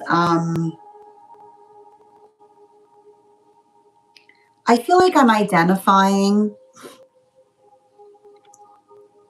some kind of work. Like it's, you know, it's interesting because you articulated the fact that they recently did a reading.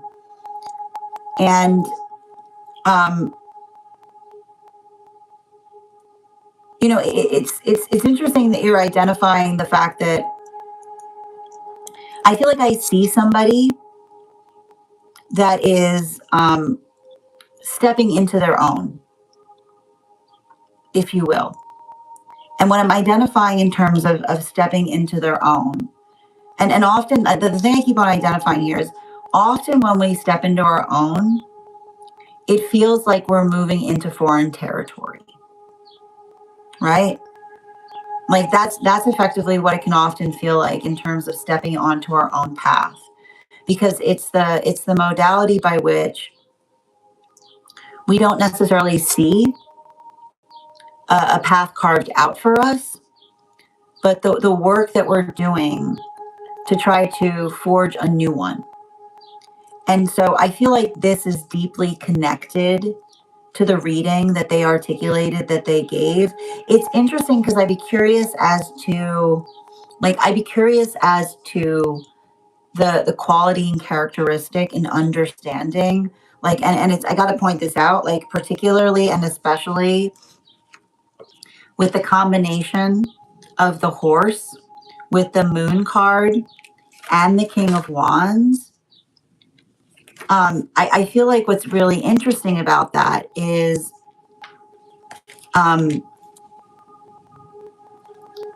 it almost says to me that someone it's like I feel like I see them like actually getting into like connecting. Like it's interesting that you articulated the connection to energy, because I almost feel I see them coming into alignment with their counterpart. And I want to point out, like, sometimes coming into alignment with our counterpart happens with understanding what we need to start doing. And sometimes it happens in terms of recognizing what we need to stop doing. And I almost feel like I see somebody who's like come into some kind of revelation space and recognizing that they're not going to find their divine counterpart where they currently are.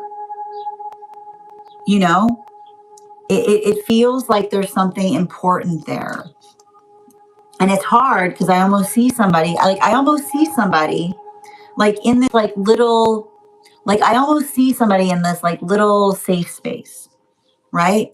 And I feel like it's them recognizing and seeing the fact that they're in that safe space. But it's like I see them kind of in that safe space and understanding that that safe space, like the thing with the safe space is, and this is like, I keep on getting, it's funny too, because like the message is coming from their guide is you can't live in a sanctuary unless you're celibate. And it's funny because it's the reason I keep saying you can't live in a sanctuary unless you're celibate is because I almost see them kind of like working through something where they're identifying that in some kind of way, right, their ability to potentially move into, right, to carve out some kind of path for themselves is potentially paving the way to partnership, is what I keep on seeing, right? Because it feels to me like I see paving stones, right? Like I don't see someone going away. I see paving stones. And the reason I see paving stones is somebody who's almost like moving themselves into, right? Like moving themselves into the space by which they understand, like, and here's their divine counterpart, right? Like by which they understand and find something, like find, I keep on getting like something, I keep on getting something that's their own, I keep on getting something that's their own that becomes their throne, right? Something that's their own that becomes their throne, which is the modality by which they're finding some kind of sure-footedness that is going to bring them into deeper relationship. And I think in this way, it's also really interesting because I feel like there's some kind of I feel like there's something about this where your paths are like I keep on getting like it's the space by which your paths are deviating, but they're deviating in the best way possible, is what I keep on identifying. Like I just keep on getting deviating in the best way possible is the recognition or the understanding of like where you are versus where they are. And I want to show you where I see you right now, because I see you more in this state, right? Like I see you and your counterpart more in this type of energy. And I think it's interesting because I feel like I see you getting better at like communicating upon your feelings or having your feelings heard or potentially articulating to another, right? Like working into like what that long-term aspiration is. And so I think it's really intriguing because I feel like to a certain extent, like in relationality to the fact that you articulated that they did their own reading, like when you talk about leading, you know, I think it's interesting because it almost feels like it's bringing out different qualities in you both, right? Like for them, I see them like like I said, like much more in a space of like I see them more in a space of like paving stones. And it's interesting because for you, I see more of a nest energy at this time, right? And that's what I mean. Like I keep wondering, you can't put paving stones. You can't put paving stones in a net. And it's funny because I was going to say you can't put paving stones. You can't put paving stones in a nest, right? You can't put paving stones in a nest because paving stones would not be appropriate in a nest. Is what I keep on hearing. It would be antithetical. And so I feel like it's interesting because like I see you and them like working in very much like you said, very much in a way by which it feels like it's stabilizing. But I want to point out, like bottom of the deck on this, it's stabilizing because it's different, right? It's stabilizing because it's different, which is to say, like, if they're in the space by which they need to like, in this way you understand, if they're in a space by which they need to concentrate on paving stones and you're in the space by which you're working on a nest, right? You don't want to be doing things that feel antithetical to what each other's doing, right? Because there they are, like putting up paving stones, and you're trying to make a like you're trying to like soften something, and they're trying to harden something, right? It almost feels like you'd be like almost like energetically erasing each other's work. So that ability of saying like what you're doing right now is you're energetically laying foundations, right? And I keep on getting, and it's interesting because it does feel ancestral, right? Laying foundations. Before you lay foundations, you have to find solid ground, right? Before you lay foundations, you have to find solid ground. And so I feel like that's what I mean in terms of you kind of being in an experience where you're working more on grounding, and they're moving through, like I feel like they're trying to move through finding that ground for themselves. So I feel like the best thing you can say to one another is, how can I support you best in your journey right now? Which is not the space by which you feel like, I keep on hearing, it's not the space by which you have to make like hard decisions, but identifying identifying the decision that sits best with each of you, right? Because I keep on getting that there's a point in there, right? There's like, in a way, this is you kind of like, I keep on getting, this is you to a certain extent extending a mansion, right? Because you understand that a mansion does not need to be in one place. It can be in many different places. So I feel like that's important. I want you to think about, like, the words I want you to hold on to right now as you're doing this is expanding your mansion, right? Because you don't have to be in the same space to be building, right? To be working upon that same, like, with that same sense of energetic commitment in terms of understanding why, like the why you're doing it, or the way you're doing it, or the best way to do it. Thank you so much for having that reading with me, Minnie. And if this message connected to you as well, it's very common for those who need these messages to be here to experience them. We are doing personal readings right now. If you would like to get on the list for today, the list is closed, but you can get on the list for tomorrow, and you'll be the fourth person read for. You'll also have priority, which means to be read for before we start the daily collective. I'm going to continue. I'm going to take a moment to read over some of the comments that came through as it was reading. Tom, thank you for the follow.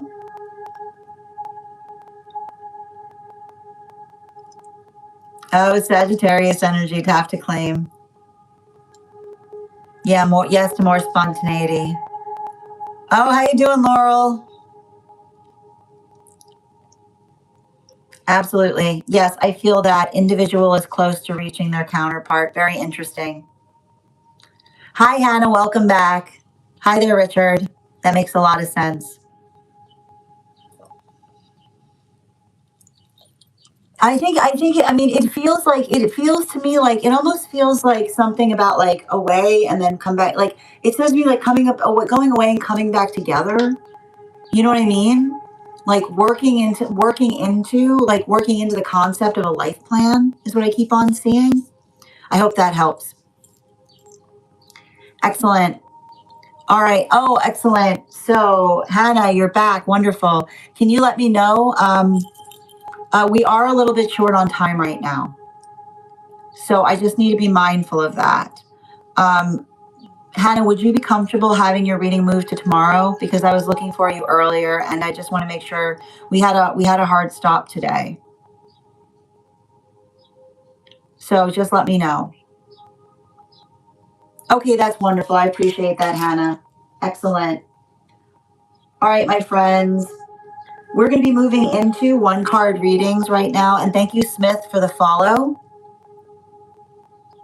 Excellent. All right, we're going to continue right now. We're doing one card readings right now for super fans and for those who are paid members over on the place where we keep the videos. So if you are a super fan and would like a one card pull, just go ahead and put your question in the comments. Or if you are a paid member, go ahead and do so as well. And if you'd like to become a paid subscriber, now is a great time to do so if you'd like that one card reading. I got you, Ella. Highest good for Ella, please.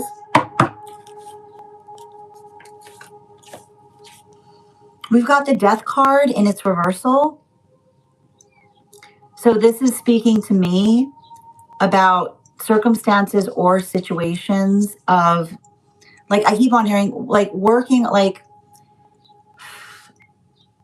make sure that you're doing something in a sustainable way is what I keep on getting. Bottom of the deck. Yeah, with the Hermit energy. And I want to point this out, like, you know, sometimes the way we identify whether someone is sustainable has to do with the quality of the work that they can effectively expect from us. So, like, I just keep on identifying you having to say to another person, like, look, you know, it's okay to say to somebody, when is something going to become sustainable? Because it's the observation of being able to identify what needs to change, right? Animal Oracle. Yeah, a boar energy, right? Like, the only way for something to be sustainable is to recognize what's not working. So if there's something there, I feel like if there's something there that requires some kind of adjustment or requires some kind of adaptability, I almost feel like it's like a conversation in terms of you and another person getting on the same page as it relates to the long-term commitment of something. So make sure that you're having, like, it feels like a good energy to be planning in right now. I got you, Lisa. Family vacation. One card, please. I feel like there's something I'm seeing here about navigating through some kind of like some kind of I feel like I see you growing something, or I feel like I see something, like it feels very agrarian is what I'm getting. Getting back to your roots in some way. Yeah, this is like heavy rooted energy. Is there some kind of argument in terms of where to go? Like Animal Oracle? Yeah, follow the roots is what I see. But like it also says to me, like, I feel like it's interesting in terms of, like, it says to me, like, it feels interesting in terms of helping another person uh, reconnect with someone, or you acting as some kind of facilitator on a reconnection. One card, angelic, for Ivana. Yeah, man, this is going back to that like dream thing I was seeing. Um, there's something.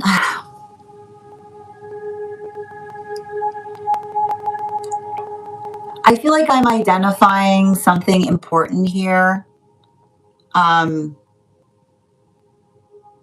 relationality to, like I told you, it's going back to what I was identifying with, like an energetic anomaly. But with bottom of the deck, yeah, particularly and especially with the strength card in its reversal, I just keep on getting the same message. It would be a really good time to return to that book. Another card flew out. Yeah, it would be a really good time to return to that book because it's saying something about you having fresh eyes on something, right? I keep wondering, these aren't the same eyes that you looked at something through before. So your ability to look at something and see things that weren't there necessarily, right? Allowing for a little bit of like nostalgia to help you see something that you couldn't identify at the time that you were energetically experiencing it. Mm-hmm. Highest priority for Bridget, please. The Fool card in its reversal.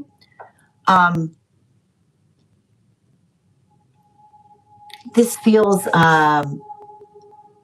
this is the begin, like this is, I keep on hearing this is where you left off in a past life.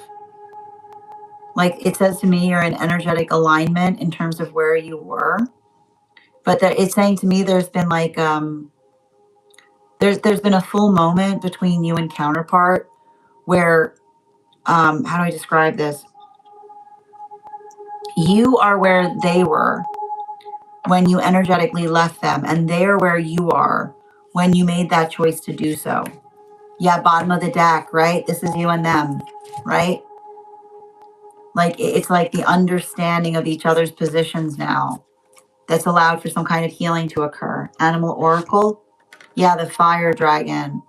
So it says to me, like you and them, like it's almost saying to me that you and them are successfully healing some kind of karmic lessons, not in the space by which you would do something differently, but you're understanding each other's mutual positions in something in a way that you couldn't before. Thank you for becoming a super fan, Doreen. One card general, please, for Stella. We got the Emperor here. So this says to me, like I said, it feels like somebody who's confident that you're going to take some kind of reprieve that they're giving you. Yeah, like absolutely. Like it says to me, like somebody, like it's interesting. I see one person who feels confident and another, like it says to me, like I just keep wondering, don't let someone shake your tree. Which is like, don't like when somebody says like do this or else, be like, or okay, I'll take or else. Like I used to say, like I always see you saying like, well, why are you so worried about, or like it's like identifying, like I keep on hearing like the threat is like points you in the direction that one should go, or understanding. Like it's like somebody who tries to put fear in you is absolutely terrified of you, is what I keep on getting. One card, Laurel, in connection with them, please. I see somebody who like deeply misses and appreciates you for something. Yeah, there's a lot of regret here. I feel like I see somebody who in some way feels like they never got to, or like somebody wishing that they had more time, or that they valued some time that they had with you more. Animal oracle. Yeah, especially with the swan energy. Like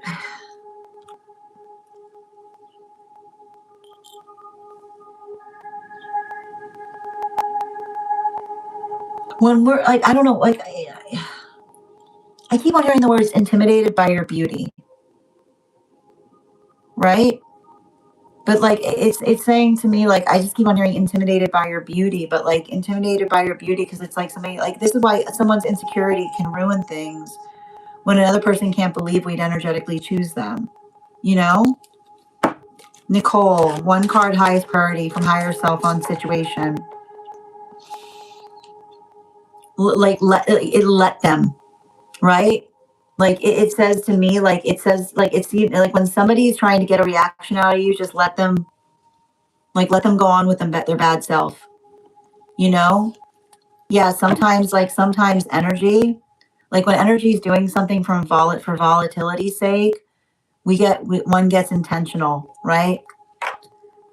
Like don't let their volatility affect you. Let it build you into what you're trying to do even more consistently. Minnie, I need to point this out. So for Yeshua, did not condemn others. Yeshua was doing the same thing that I'm doing here. Like there's many instances in the Bible of Yeshua performing divination. And I need to point out, Yeshua would never ask you to use his name to condemn others. That's you becoming a false prophet. So I hope that you might return back to that book to understand what you're reading there. And I hope that you're not utilizing Yeshua's name to try to condemn or invoke hatred on others, because that's you being the adversary. Sending you support and healing on that journey. All right. Minnie, one card on friendship with that individual, please. I feel like there's somebody who's like working through a lot of wounds in friendship is what I keep on seeing, especially with the Hermit. I feel like it's somebody who doesn't want to overwhelm you. Yeah, particularly with the Ram energy, but it says to me they're excited too about the possibility of working or being friends with you. Doreen, I got you, dear. Thank you for becoming a super fan. One card on whatever spirit wants to tell you right now. I feel like somebody around you needs like a talk to boost their confidence. It feels like a pep talk, especially with the Devil card. You know, like don't let another person limit another person's ability by trying to tell them what they can and cannot do. Right? Like we are capable of whatever we set our minds to. And I feel like something about you impressing that or helping another person see that is the gift that you're giving them in this experience.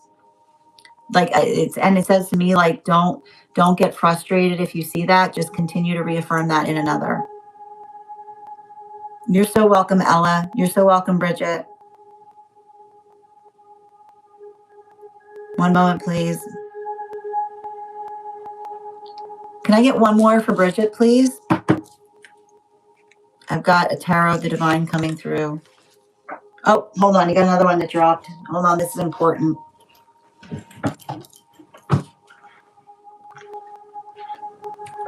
Yeah, it's interesting. Like I keep on hearing, let nature guide you right now. I don't know why I'm getting this. Like I just keep on hearing, let nature guide you. It feels like nature's in cahoots with you right now. Like let nature guide you. I don't know why they're saying let nature guide you to counterpart. Yep. Avatar, one card highest, please. They come bottom of the deck. Just your job is not to be perfect. Your job is to do the best you can do on something. You know, I keep wondering, it's really easy. It's really easy for energy that's doing nothing to try to identify how you're failing them. Like don't let energy, like energy that's not doing anything to fix the situation. An energy that's doing nothing in a situation doesn't have a say on a situation, is all I keep on hearing. Yeah. If they don't have a stake in it, then they don't get a say. If they don't have a stake in it, then they don't get a say, which is somebody like no armchair quarterbacking on what it is you're doing unless they're committing to help you. Have a beautiful weekend, Bridget. Big Ben, these are one card readings for super fans. If you'd like to become a super fan, I'm happy to draw a card for you. Yeah, Laurel, the recap I was getting was you got the Empress card. So it feels like somebody who's regretting regretting something that they said to you, potentially because they were feeling intimidated by your beauty or refusing to believe. Like it almost feels like somebody who recognizes that they self-sabotage something. I just kept on hearing intimidated by your beauty. Yeah. Thank you for those roses. I appreciate you. CHY. You're so welcome, Doreen. Oh, you were. Oh, thank you for confirming what I was seeing there. You were called to start a women's group to empower. Oh, sending you support on that journey, dear. I hope these messages helped. Yeah, I'm in cahoots with nature. You're so welcome. How you doing today, Maid in Appalachia? All right, my friends, we've reached the conclusion of our reads today. I want to thank you guys so much for being here and receiving these messages. We will be back on tomorrow at our standard time. I got you, Yaz. I got you, Ava. Yaz first. Hold on a minute. Something counterpart would like to tell me, please. One card for Yaz.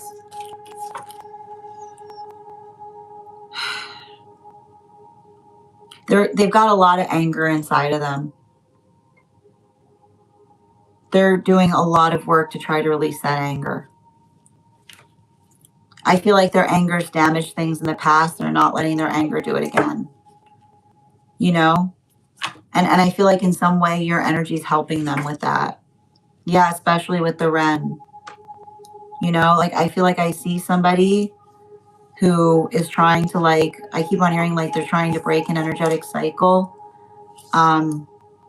Particularly as it relates to like some kind of feeling of like anger. Like I keep on, like they're very strong. And I feel like them kind of working through the fact that they want their strength to build things instead of break things.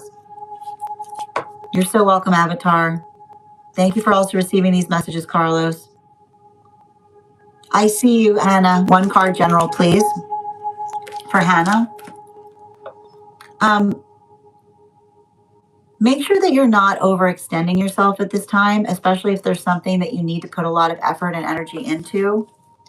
Yeah, 10 of Pentacles. If there's a lot of opportunity coming to you right now, try to lay it out over a timeline, right?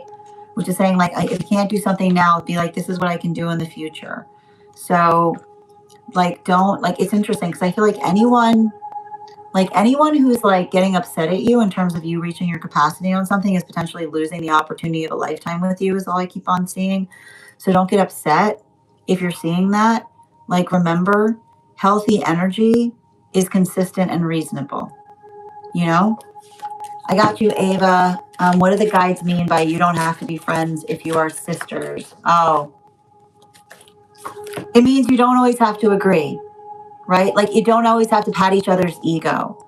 And when we care, like when we care about each other, we tell people, we give each other, we tell each other things that are hard to hear. Right? Like sisters being like, hey, look, this is what I noticed that like, this could help you. Right? This is like, are you open to some feedback? Right? It's like, we say to each other, we don't say like, we say like, give it to me straight. And we mean it. Right? Like the space by which another person, the space by which another person looks out for us isn't the space by which they sugarcoat, right? They tell us the things that we need as we need them. I feel like that's you kind of healing or having a friendship or relationship like that, where you feel like when somebody truly has your back. All right, my friends, I want to thank you guys so much for being here today and sharing in these messages. If you missed the Daily Collective, it is now up over on my spot. I got you, Mel. Good to see you today. I feel like I see somebody who wants to be out more. Like they feel stir crazy. Like I see somebody who something's changed.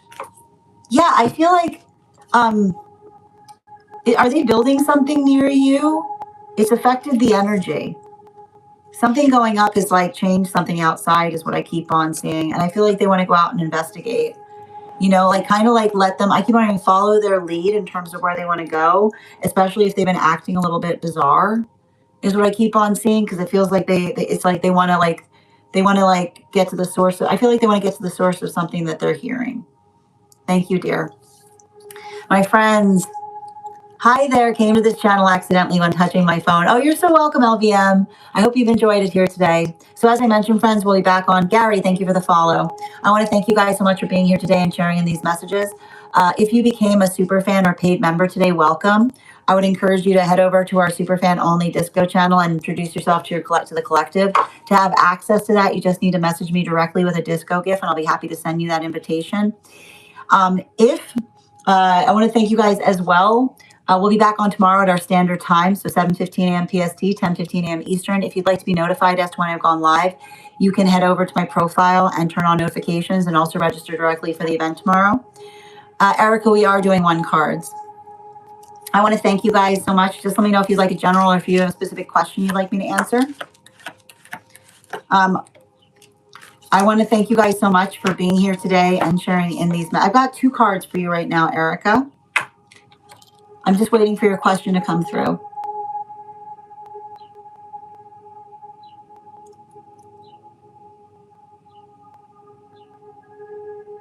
I got you. I mean, it feels to me like somebody who sees you, like, like it's interesting because I see somebody who sees you, very knowledgeable about something, but unsure exactly how you do something. Is what I keep on seeing. Like it says to me like it's somebody who speaks very highly of you, but has a hard time explaining what you do professionally, if that makes sense. Bottom of the deck, yeah, especially with the star energy, right? Like it almost says like somebody who's like it says to me like never having met someone like you before. There's something about this that feels somewhat inspiring, particularly and especially.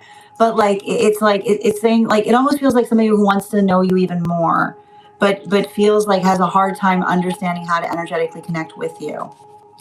I want to thank you so much for having this reading with me. And again, thank you so much for being here, friends.